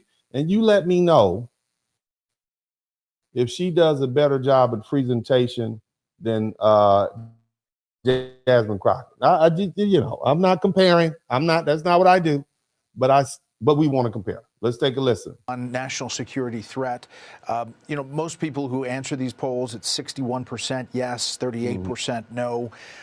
This is the banter back and forth, even as obviously the military operation is being characterized as being very successful, and we have markers on that. What's your thoughts about where we are right now and where we may be headed?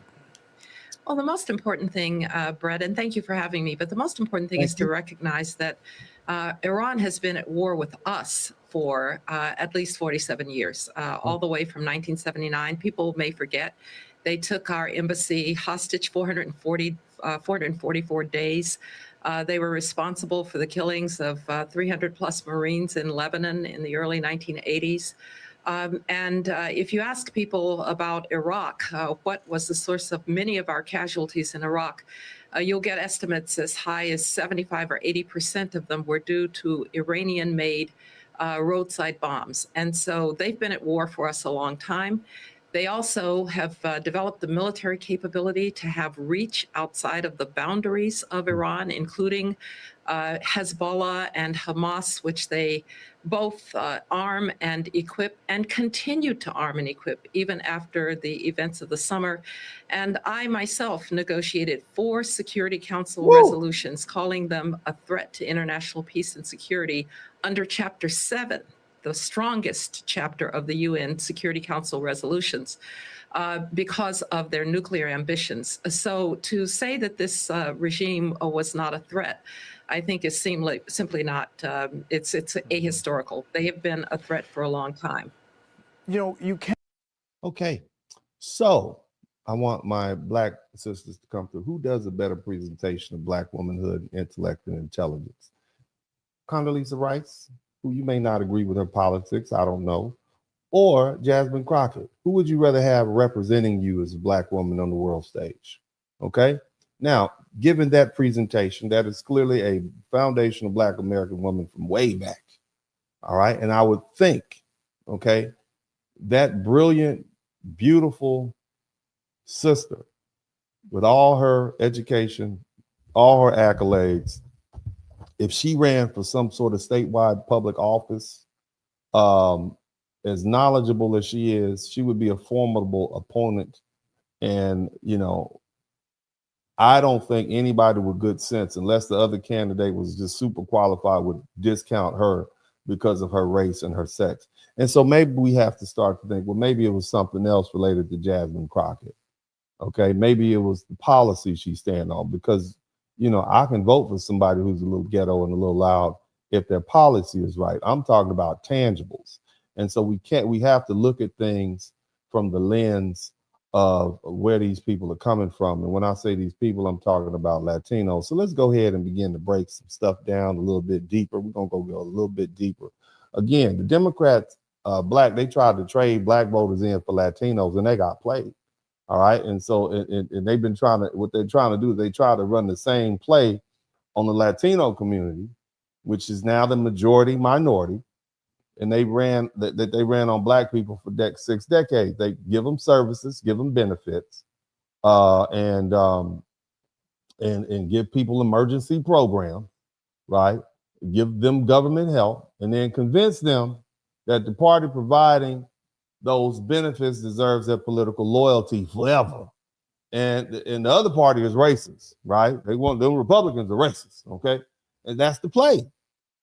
It's not complicated. Democrats use the same model on black folk for generations. They gave us welfare, public housing, food stamps, Medicaid, Section 8, government programs and then told us to treat those benefits as proof of progress. But those benefits didn't create ownership, inheritance, land ownership, or businesses. They didn't create anything black families could pass down. What they created was dependency on government programs and Democrat political control of the black community. So now, Democrats are aiming the same model at the migrants that they just let up here by the millions. In cities like New York and Chicago and Boston, the government suddenly found this money for these shelters and hotels and food cards and legal services and caseworkers and workforce help and emergency spending. They took American tax-paying dollars and gave illegals, Latinos mostly, $1,500 iPhones, five-star hotels, prepaid debit cards, shelter space, legal services, and everything else they wanted to seem like. I think they were riding around in scooters. So black Americans are looking at this and saying, hey, we asking, where was the urgency for us? We've been voting Democrat for decades. We've been asked to save democracy over and over again.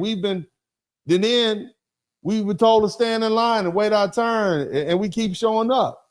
But when black communities ask for reparations and ownership and programs and safer neighborhoods and better schools and business investment and enforceable protections, suddenly it's too expensive. We ask them, what are you going to do for us specifically? They will say stuff like, well, I can't do anything specifically for black people, or I'm the president of all people. But see, here's the thing, brothers and sisters. That's the wrong question to be asking. Were you not here for the first 2 hours? The question we should be asking is, why is this plan not working on Latinos? Latino voters, they aren't black voters. They don't hear free government benefits and think, oh, that's a good thing. A lot of these Latino families come from places where government dependency and socialism and state control was sold as compassion before they turned into poverty and corruption and shortages and collapse. So when the Democrats showed up with that free check saying the big government will take care of everybody, the message Latino voters recognized was a warning sign. See, Democrats thought they could run that same game on Latinos and build a permanent political base by giving out free benefits and services. But Latino voters, especially Latino men, heard something different. They heard socialism. They heard Chavez. Okay? That's who they heard. Okay? They heard Fidel Castro. They heard socialism. They heard dependency. They heard the same political language that families fled from in Cuba and Venezuela and Nicaragua and other countries damaged by those failed left-wing socialist governments. Black people and Latinos are looking at these Democrat policies through two different historical lenses. Black people are looking at welfare, housing assistance, Medicaid, food stamps, vouchers, and government programs through the memory of slavery and Jim Crow and segregation and redlining and police abuse and exclusion. So when the government says we're going to give you some help, a lot of black people hear, oh, this is our reparative justice. This is what they owed us. This is what our leaders from the 1920s to the 1970s said we are entitled to. We hear finally the government is going to do something for people it locked out. And that's understandable. We didn't come to that view out of nowhere. The government helped create the conditions that black people were trying to survive. But here's the trap. The people selling that message didn't just sell help, they sold dependency. They didn't just tell black people the government owed us repair. They taught us that black people to see the government programs as liberation. They taught a people of builders to become comfortable with benefits. They taught a people who built churches and towns by the thousand, businesses and schools and farms and newspapers and mutual aid societies and big, beautiful families to see the government assistance as the new measure of progress. Not all that stuff you had built, not all those HBCUs. No. that welfare check, something free. And see, that's where that socialist, communist influence came in. Black anger at America was real when it infiltrated the black political consciousness. It was justified. America preached freedom, and black people were still dealing with segregation and brutality and violence and discrimination and poverty. But that anger became an opening. And America's foreign enemies, China, Russia, Cuba, etc., Vietnam, those communist powers, those revolutionary movements used America's racism as propaganda. They used our pain to sell a political idea. Capitalism is your enemy. America is the enemy. Private ownership is oppression. The government control is liberation. And that was the poison in the food. It sounded like justice. Somebody typed sound good in the chat. It sounded good. Sounded like equality. Sounded like revolution. But underneath it was the same idea that destroyed opportunity in other places. More state control, more retribution, more dependency, less ownership. And somehow our black leaders, W.B. Du Bois, Paul Robeson, Stokely Carmichael, Huey P. Newton, Angela Davis, somehow they took it hook, line, and sinker, and they sold it back to black people as liberation. Now let's talk about how crazy that sounds. On one hand, these leaders said that they wanted to fight the government. They said that they were fighting the power. They said America was oppressive. They said that the system needed to be torn down. But on the other hand, they wanted the same government to feed us, house us, fund us, manage us, and give us benefits. Make that make sense. How do you want the government, you want to destroy the government and still want the same government to pay your rent? You call the government the oppressor and ask the same government to be your provider. You out here preaching revolution and you building an entire economic plan around welfare or Section 8. That's not liberation. That is confusion with a raised fist. And the numbers don't lie. Look where we were and look where we are now. We have become largely, not all of us, because we're doing great, but there's a large section of us, and y'all have cousins and family members, and you know what I'm talking about. Look how deep the dependency model became. Look at the Census Bureau, and research found that among people receiving SNAP, TANF, and rental subsidies, 50.1% were black in 2014. 48% of the public housing households were black in 2014, even though black households are only 90% of overall rentals. The Pew Research shows that in 2023, almost 27% of adult SNAP recipients and 32.3% of child SNAP recipients were black. There was another report by KFF. It said that in 2024, black people under 65 still had uninsured rates of 10.1% compared to 6.8% of white folks. So even after decades of programs, we still dealing with these gaps. Did it help us? Did it help us? Did those Democrat policies help? Did those socialist policies help us? Huh? What did those Democrat socialist programs really produce? They produced survival, not empowerment. They produce access, not ownership. They produce eligibility, not inheritance. They produce benefits, not control. And that's the difference. Black people are now starting to understand. Now, let's talk about these Latinos, because Latinos, they're looking at these policies from a different memory. They didn't go through Jim Crow. They weren't enslaved. But many of these Cubans and Venezuelans and Nicaraguans and these other countries, they had to deal with these left-wing communist governments. And they don't hear help when politicians promise socialism and revolution and redistribution and state control and government dependency. They hear shortages. They hear corruption. They hear censorship. They hear poverty. They hear fear. They hear the beginning of the same story that their families fled from. And that's why Latinos respond differently. Black people, we hear these policies as repair because we're looking through the pain of exclusion. Latinos hear these policies as warning signs because they're looking through the memory of government control and collapse. Black people ask, will this force fairness? Latinos are like, will this turn America into the family, to the places we escaped from? And that's why this conversation matters. Democrats ran the dependency model on Black people for decades. Then they tried to run that same game on Latinos. But a lot of Latinos recognize that they smelt that socialism. Oh, hell no. No quiero. Oh, let's fail. They smelted it. You understand me? Shout out to Full Drink, Half Thinking. They recognized the language. They recognized the signs. They understood that free stuff from the government ain't really free. And once the government becomes your provider, the government becomes your boss, your controller. So Black people shouldn't just ask, why aren't Latinos voting for the Democrats or voting with us? Why didn't they vote for Jasmine Crockett? Why didn't they vote for Kamala Harris? The better question is, what do they see that we're trained to ignore?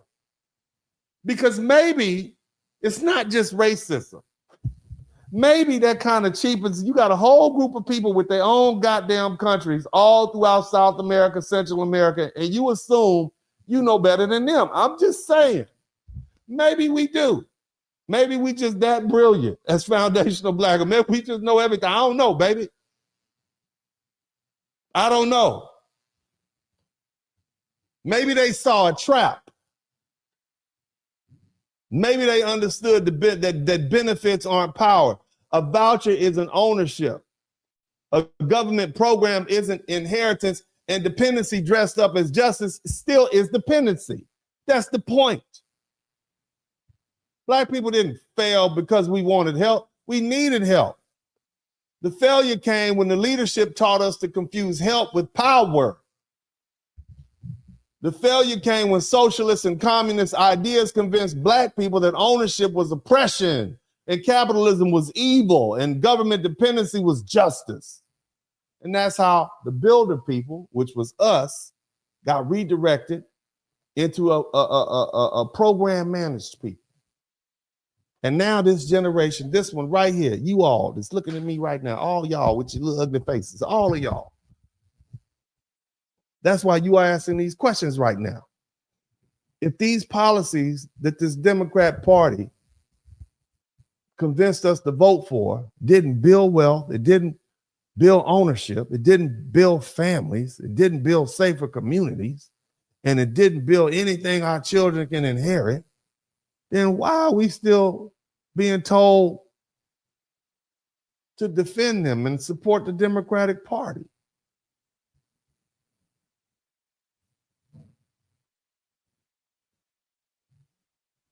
And see, that's the lesson that Black people need to study. Latinos aren't necessarily rejecting the compassion associated with free stuff from the government. Perhaps maybe they're rejecting socialist and communist policies hiding inside those Democrat Party messages. They're rejecting the idea that government benefits equals freedom. They're rejecting the idea that a political party can buy their loyalty with a funky ass cell phone and a hotel voucher and a welfare check.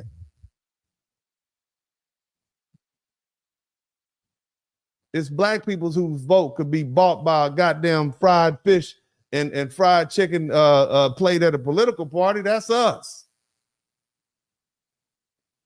Black people are the ones who get paid off like that. Black people are the one they threw Megan Thee Stallion to twerking up on the stage, throwing that thing around like it's an HBCU step show, and suddenly they think that's a substitute for policy. That's insulting to me. I don't know about you. And then when Black people, especially Black men, start saying, hey, hold on a minute. We get treated like children. If Black man decides, hey, you know what? I'm voting Republican. Or better yet, I'm voting independent. Or hell, I'm going to stay home. Even if you simply question the Democratic Party as a grown Black man, somebody comes scolding you like you a child. Here comes the shame. Here comes the lecture. You act like black men don't have the right to look at the record and compare the outcomes and decide for themselves what serves their interests. Latino men didn't fall for it, did they? 51% of them voted for Donald Trump. The majority of them voted for Talaferro, whatever his name is, against Jasmine Crockett. That's why they voted for him. You can call it misogyny if you want to. You can call it racism if you want. If that makes you feel better, go ahead. But what you can't do is ignore what Latino men are showing us politically. I'm not mad at them. In fact, I'm very grateful because they are a similarly situated ethnic group of men who obviously recognized something earlier than we did.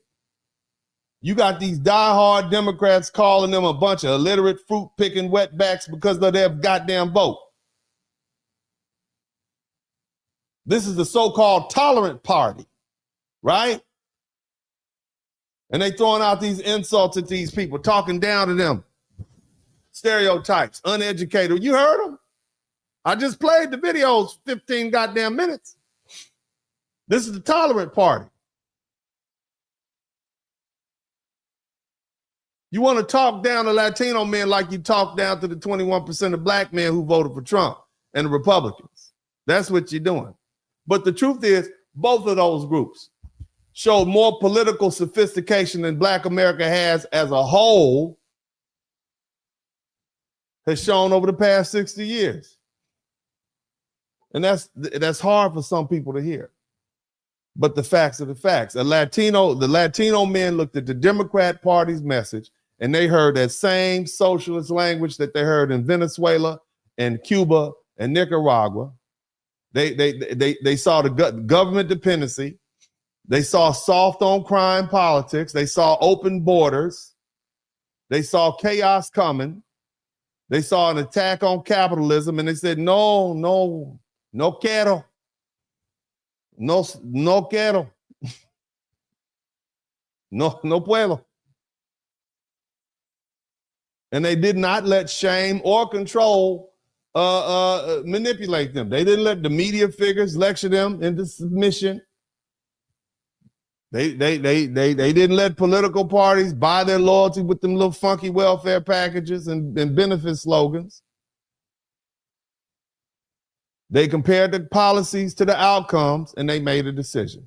And that's what black voters, especially black men, are starting to do now. We're asking the same questions Latino men already asked. What are these policies producing? Are they building ownership? Is it increasing safety? Is it helping me build a better family? Is it helping me establish wealth? Is it going to help me become a landowner? Is it going to give me political power? Or are they just creating dependency, confusion, and long-term political control? If people want to insult Latino men or black men for seeing that trap, that's your own business. But for where I'm standing, black people in general should study what we saw. Now, I want to take the opportunity to thank all you beautiful people who contributed to the super chat. I have more to say. I do. I have some more to say. Somebody type "si se puede" in the chat room. Somebody type "yes, we can." We only got 12 super chats. Y'all didn't learn much. Oh, that's sad. I'll do better next time. Let's go ahead and read these cash apps. I ain't gonna have y'all here all night. I know what y'all want y'all to go ahead and call your mama. Okay, call your mama because it's your mama's day. Isn't that what they call it? Your mama's day? Somebody call your mama. We started off earlier today in the broadcast acknowledging all your mamas. And I told all my white friends who are here today, make sure the next time you see a black person, just, if you didn't get a chance to call them on Mother's Day, just roll up to them and say, your mama. Okay. I want you to say it just like that. Your mama. Say it like that. Say your mama. And they will then immediately embrace you with love and affection and say, oh, thanks for thinking about my mom. So just say your mama when you see your black friend at work tomorrow. Okay. But anyway, praise Moses. What we're going to do now is we're going to read the cash app. Somebody type your mama in the chat room. Type your mama in the chat room so I know you all are listening. Shout out to Troy. Thank you so much, David Johnson and Kareem and Mark Bronson. Thank you all so much. Appreciate y'all. We only got 13 super chats. Y'all didn't learn nothing. Damn, I got to do better. I've been yelling and screaming at the internet for about 3 hours, 2.5 hours. Golly, I only got 13 super chats. Man, I thought y'all was ready for this. But anyway, I'm appreciative. Y'all don't owe me anything. Nobody owe me nothing. Okay, you don't owe me nothing. But if we could get some more people learning, y'all let me know what it is I need to talk about because y'all it's hard to teach. Anyway, shout out to Black Up. I think there was some other people who came through. Somebody that might have been what happened, and they didn't show up. So we might have more than 13 super chats, but I'm not going to be able to read it because the system that I'm using only shows the last 13. That's so sad. But anyway, Black Abdullah, he said, peace, Hal, appreciate your family. Housing and Community Development Act would not give Black men those free private market contracts as they continue to destroy the projects. Thank you so much. And G Green said, thank you for the $4.99 super sticker. Also, Philly, the Don said, I hope FBAs take advantage of the baby capitalism in Cuba. Donald Trump's exactly what he's doing. It's prime real estate or international capital. Yeah, I see what's going on in Cuba. They're going to get Cuba back like they wanted to be, a little off the shore place, haven for rich people. Anyway, who else we got in here? Claudine Gay's husband is Christopher C. I can't say their name. Can't say it. Sorry. Philly the Don, thank you for the $5 super sticker. Thank me. Shout out to the Ice Lords. I appreciate all my people who've been here for years. I want to make sure I acknowledge you all. Thank you so much to my dedicated following, all the memberships. Good looking out to you guys. A lot of stuff in the membership that's not available to the public. There'll be some more in there too. But thank you so much. Also, Brother Dennis coming with the game and the jokes. I got jokes. Shout out to MC Recover. My man, MC Recover, Compton in the house, Compton, California. Full drinking, half thinking. Salute to you, family. Appreciate you. Did y'all learn something? Did you learn something that you didn't know? Did I bring it home? I'm trying my best to bring it. This is complicated stuff. They're not teaching this. You are not going to learn this in the liberal college. And the reason that they can't teach you this stuff in the liberal college is because it goes against everything that they learn in their little PhD programs. Why would they tell you, yeah, we were brainwashed and they brainwashed our university? So you're not going to learn this. They're not going to teach this stuff. And here's the crazy part about it. Most of you all knew there's something wrong with these Democrat policies. You knew something wrong, but it just takes something like this to kind of really bring it all together. And that's what's happening right now. You see what I'm saying? That's what's happening right now. We're just bringing it all together for you, baby. Bringing it all together for you. So shout out to me. You understand? Somebody type me in the chat room. And you for being here. Shout out to Mr. Mikhail. I can't say that. Speak on it. Thank you. I will. Who else? Urban Eagle. My man, Urban Eagle. What's up, brother? Thank you for the $2 super sticker. Big J 773 was late. Gonna go back and watch the replay, fam. Appreciate you. So we got 14 super chats. That's all good in the hood. All right. Did y'all learn something? Did you all learn something? Did you pick up some information that you didn't know? Huh? I'm just asking questions. All I do is ask questions. And you notice how sometimes y'all like, I don't know where Mr. Spurling is going to go with this, and it ends up somewhere like, damn. See, my way, and some of you all ask me, well, why don't you become a history teacher? I can talk to more people on the internet, okay, and have more freedom. Thank you so much, Intricately Tangled. She's starting to be one of my favorites. What's up? This lesson was so needed. Well, yeah, now, baby, now you have the ammunition that you need. So you can really say, this is why it doesn't work. This is why the Democrat policy, they were never designed to work. Our leaders picked it up from the enemies of the United States because they wanted to create disturbances in the United States, and they basically manipulated Black people to do it. So all this whole thing was a fraud. Okay, it was never designed to work. But you're never going to learn this in any of these Ivy League universities. They cannot teach you this because it undermines their whole curriculum. But it's all right there for you to see. Just do the damn timeline. Just look these people up. Oh, communists, socialists, communists. Damn. Okay. What is it that they're teaching? And you start seeing what everything that the Democrat Party stands for, basically our leadership primed us to accept that. That's why not being loyal, that's why being disloyal to the Democrat Party is akin to being against the revolution. You see what I mean? You see how that works? You ain't black. What did Joe Biden say? You ain't black if you don't vote Democrat. Where does that sound? That sounds like black empowerment, pro-black talk from the 1960s and 70s. And that's where we headed. And nobody's gonna tell you about this because folk hadn't really thought about it like that. This is not what's taught. You actually have to do some thinking on your own. And unfortunately, our people have not been taught to think on their own. Okay? We've been taught to read and regurgitate. We've never been taught this. What I'm telling you all right now is freeing your mind up. And nobody wants to free you up. But this is a freedom channel over here. Now, some of you all may not like what I say on any given day. I know some people, the Haitians was mad at me for a long time. And then I started talking about how in the injustice they were dealing with. They were like, well, he ain't that bad. Right? Then we had the African people in the motherland were mad at me, and then they said, well, yeah. And then they start hitting me saying, well, when I start talking about Sierra Leone and Liberia and how foundational Black Americans went over there and colonized. And they was like, hold on, he ain't that bad. You're not supposed to like every goddamn thing I say.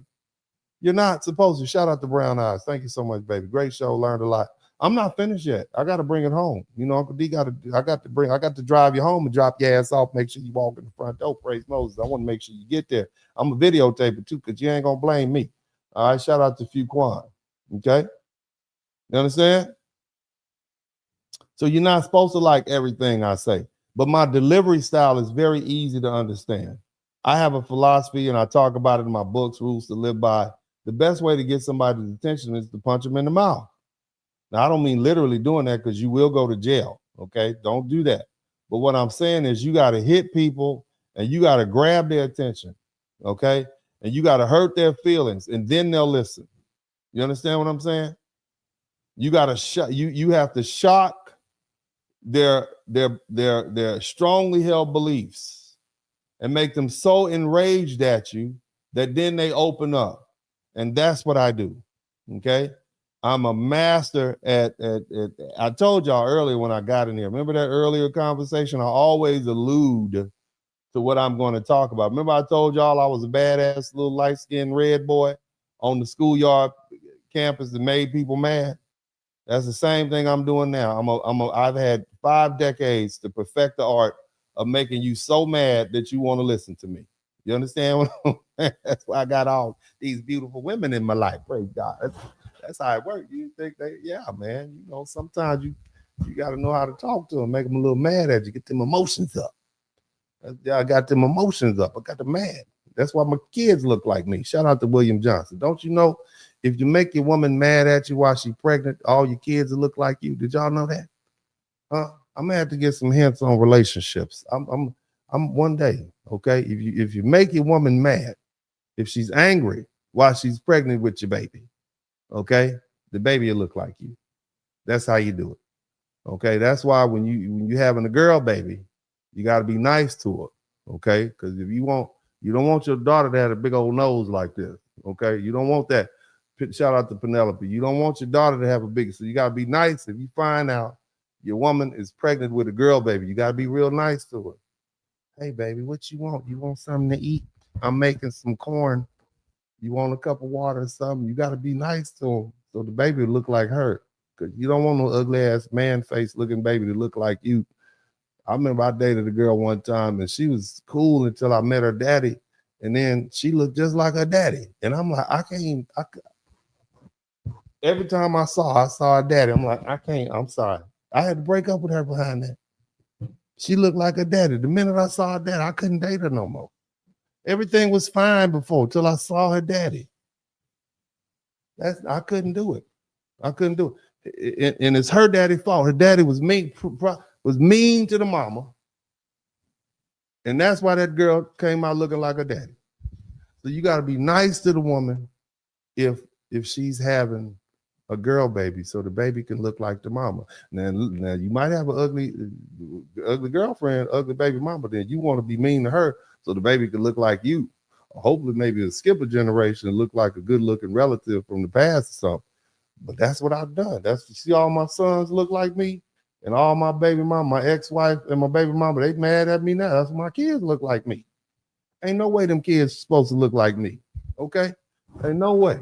No way them kids supposed to look, but they all look just like. I got pictures. I'm gonna put some pictures of my kids. They all look just like me because I made my ex-wife and my baby. I made my ex-wife mad twice. That's why the little curly head boy Roman looked like me. He ain't supposed to look like me. His mama from New Orleans. He's supposed to look like he's supposed to look like he from New Orleans. And my other son didn't. He looked like me too. Okay, they all got that big nose. Look at the big ass nose I got. Look at that. Look at that. Huge. Look at that. My nose, same size as my forehead. That's a goddamn shame. Damn, I ain't know it was that big. Look at big one. Look, damn. Damn.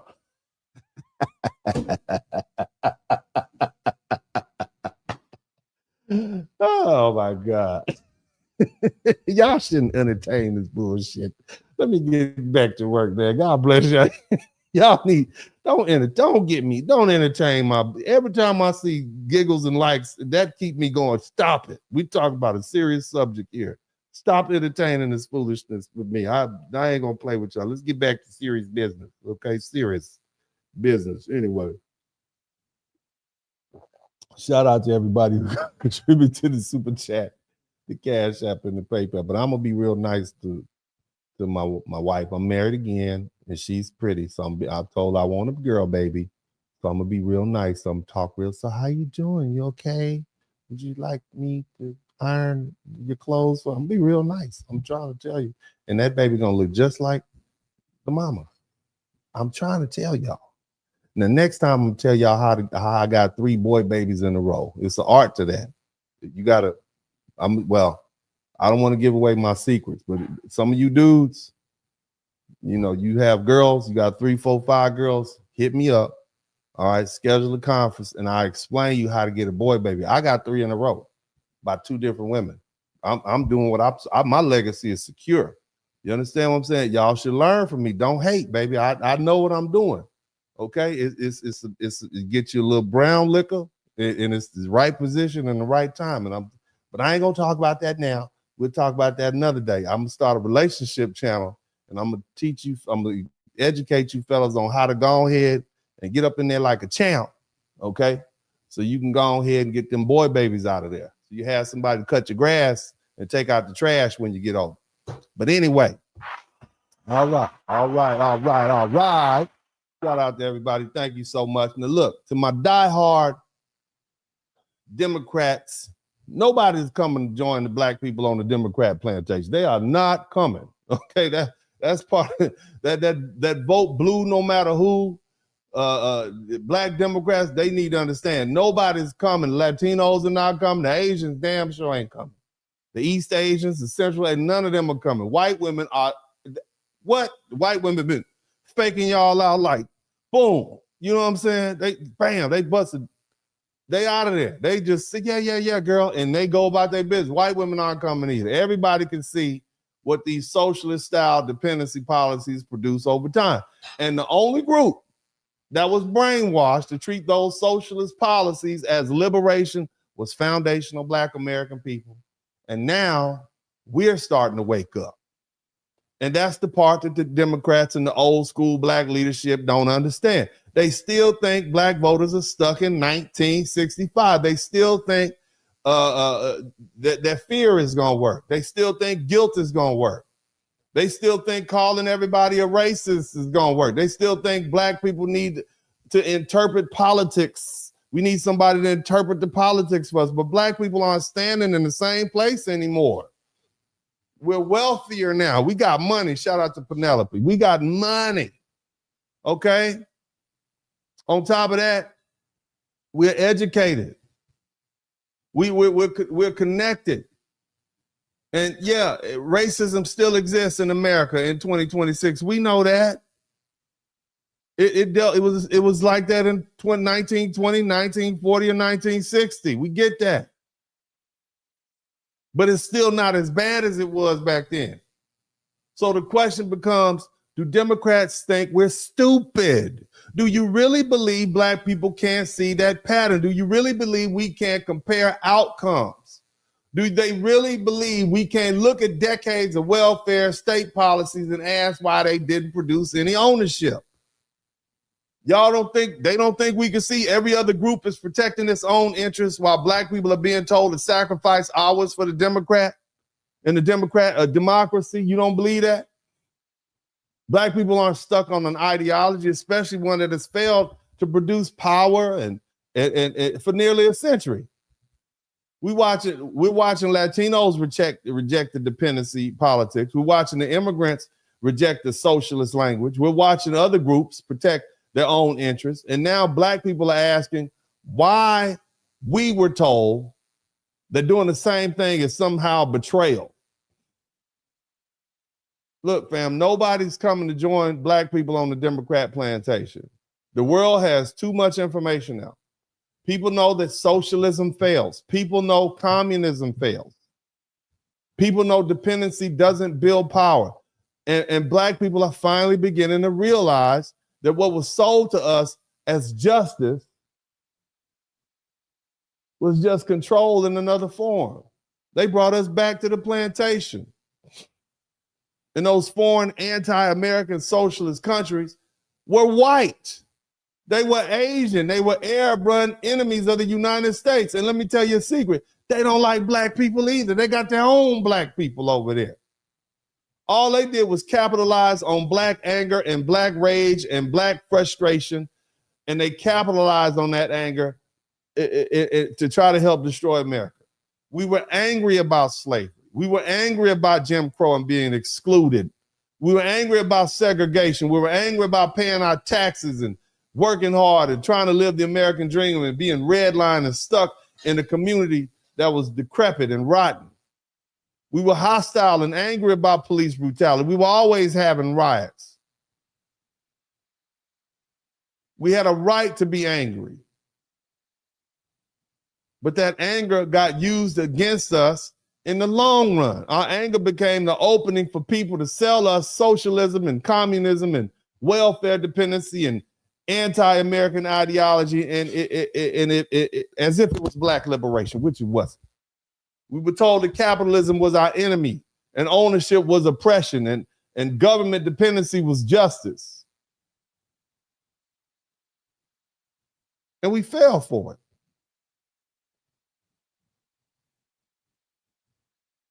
But this generation is not the same generation.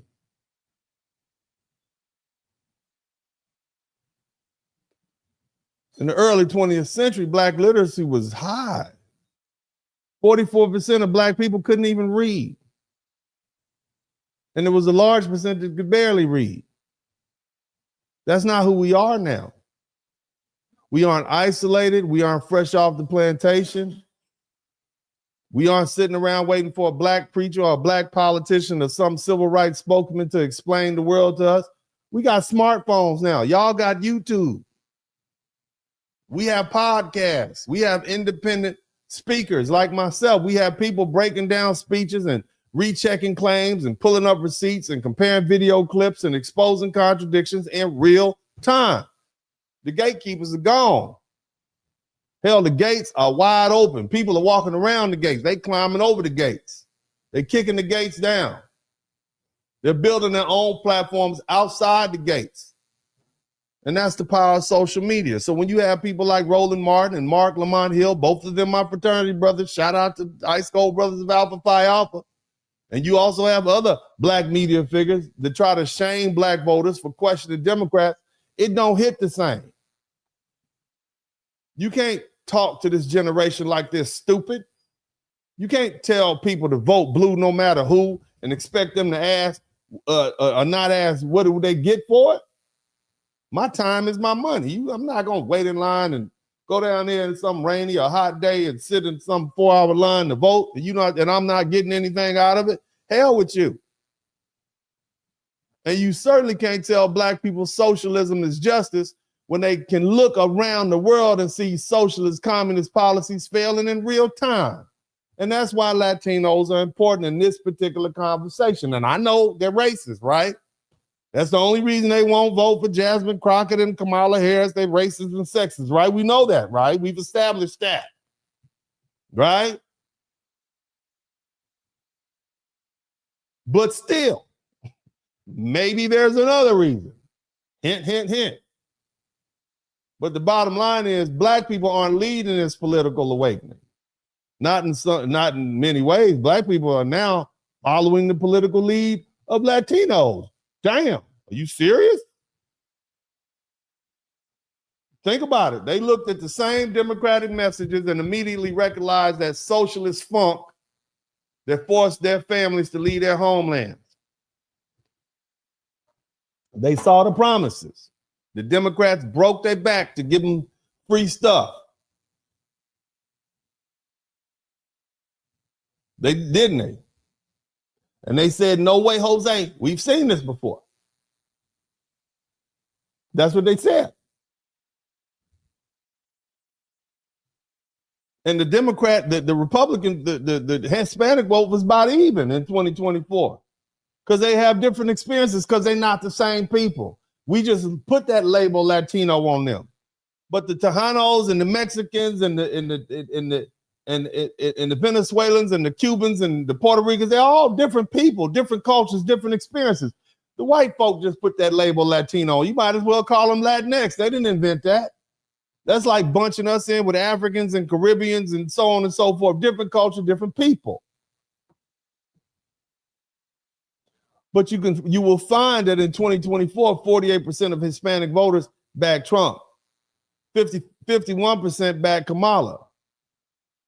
That's about half to me. And that was a major shift from 2020 when Biden won Hispanic vote by 25 points. So they're shifting away from the Democrat Party. But they also found that 54% of Hispanic men voted for Trump, compared to 44% for Harris. Asian voters also moved to Trump, with 40% voted for Trump. In 2024, that's up from 30% in 2020. Black voters still remain heavily Democratic. However, Trump support nearly doubled.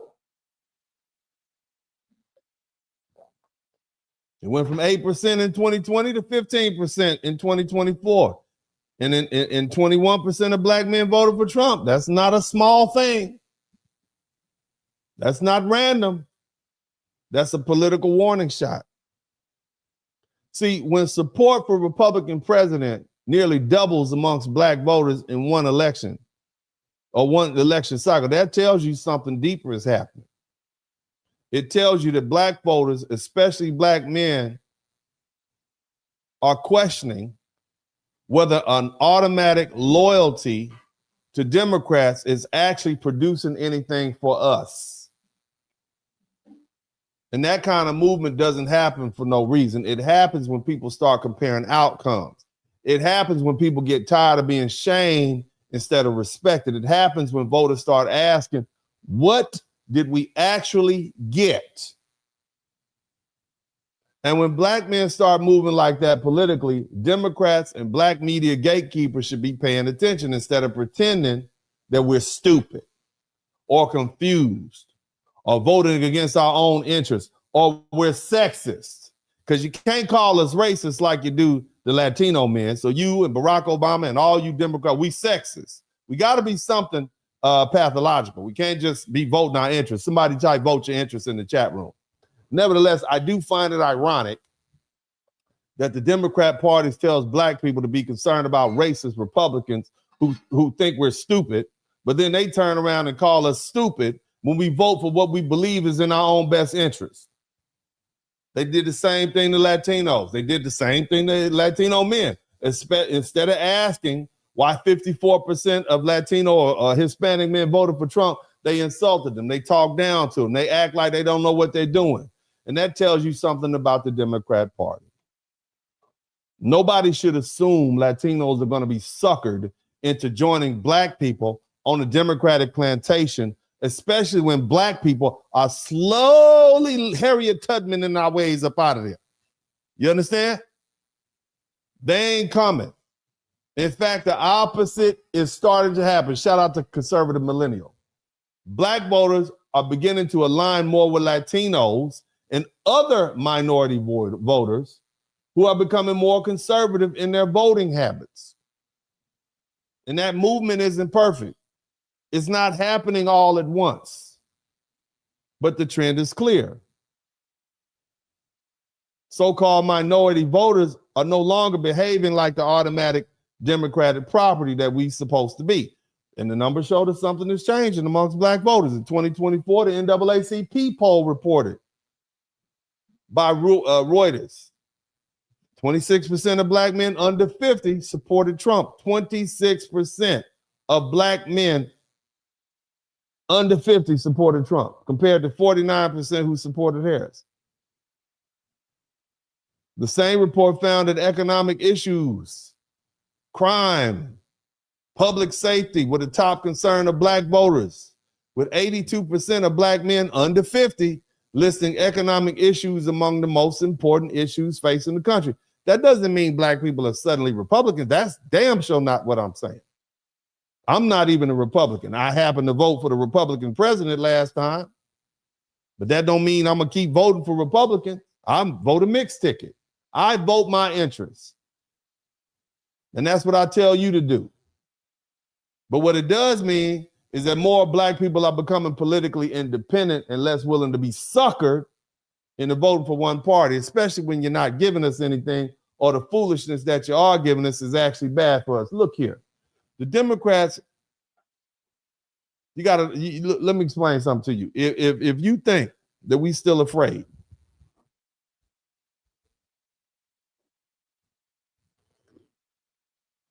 that we automatically gonna run back and vote for you to save the democracy, you got another thing coming. Because see, that old democracy speech, it doesn't hit the same way when people are asking real questions about the economy and crime and schools and family borders. Black people aren't sitting around asking for more chaos. What's going to happen if we vote for another Democrat? Are you going to open up the borders again and flood the black communities with more illegal immigrants? That's not good for us. Are we going to hear more about gender ideology debates? Is that what's we worried about? Other things. We're not concerned about identity politics. We're not concerned about anything that doesn't help our neighborhoods and our communities. People are asking legitimate questions. What exactly are we voting for? And see, that's the problem. Because see, for years, Democrats acted like black folks should be satisfied. We should just be satisfied with having black faces in high places. We need to be satisfied with speeches and slogans. But black people have we done with that. See, the question is not whether we had black representation in office. The question is whether that representation produced safer streets and better schools, stronger families, more businesses and land wealth and ownership and inheritance. If the answer is no, then black voters have every right to question the whole arrangement. And that's why you see what you see happening. Again, doesn't mean that we turn a Republican. I'm not telling one person on my page to vote Republican. I'm not telling you to vote Democrat. I'm not telling you to stay home. I'm telling you to vote your interest. And that means vote whatever is best for you. And if sitting at home on your couch on election day is what you deem best for you, that's what you do. Because I'm not here to tell grown people what to do, because I damn sure don't want nobody telling me what to do. I'm too grown for that. Nevertheless, if the Republicans put forward a candidate with a serious resume, Democrats should not assume that black voters will be automatically reject the person because that party label. I look at Marco Rubio, for example. He's a U.S. Secretary of State. He was confirmed by the Senate unanimously, which means both the Democrat and the Republican senators voted for him in his confirmation hearing in January 2025. And his role has been expanded. under Trump. He's been named acting national security director. I'm not saying you should vote for this man. I'm not saying that. What I'm saying is you should vote your interest. And what I'm saying is he's a serious candidate. Something that I don't have to tell black people anymore, especially black men. So the real political issue black people are confronting is not whether black politicians will lose their jobs, because that's really what this whole scare is about. They're losing their jobs. These black politicians are going to have to go sit home. They're going to have to sit at home. Hakeem, you're going to lose your job. You're going to lose your job. You're going to lose your job. You're going to lose your job. That's what they're concerned about. They're concerned about their pockets no longer being lined. They're concerned about being regular black people again. The only thing I'm concerned about regarding these elected officials is will they actually serve the interests that I'm looking forward to? And as a black person, will they serve black interests? And see, that's the part Democrats don't seem to be ready for. Black people in 2026 are not the same people we were in 1920 and 1940 and 1964. We're more educated, we're more connected, we're more informed, we're more independent, we're more capable of checking the record for ourselves.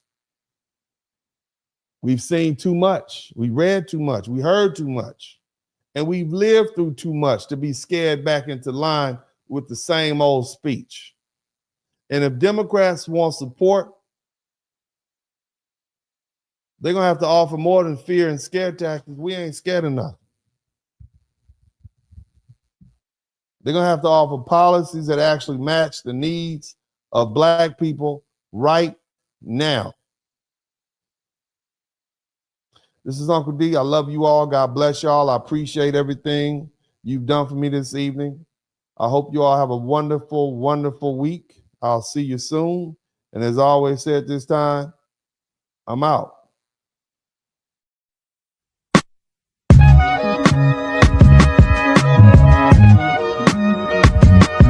In the Spurling podcast, hit the like button, subscribe.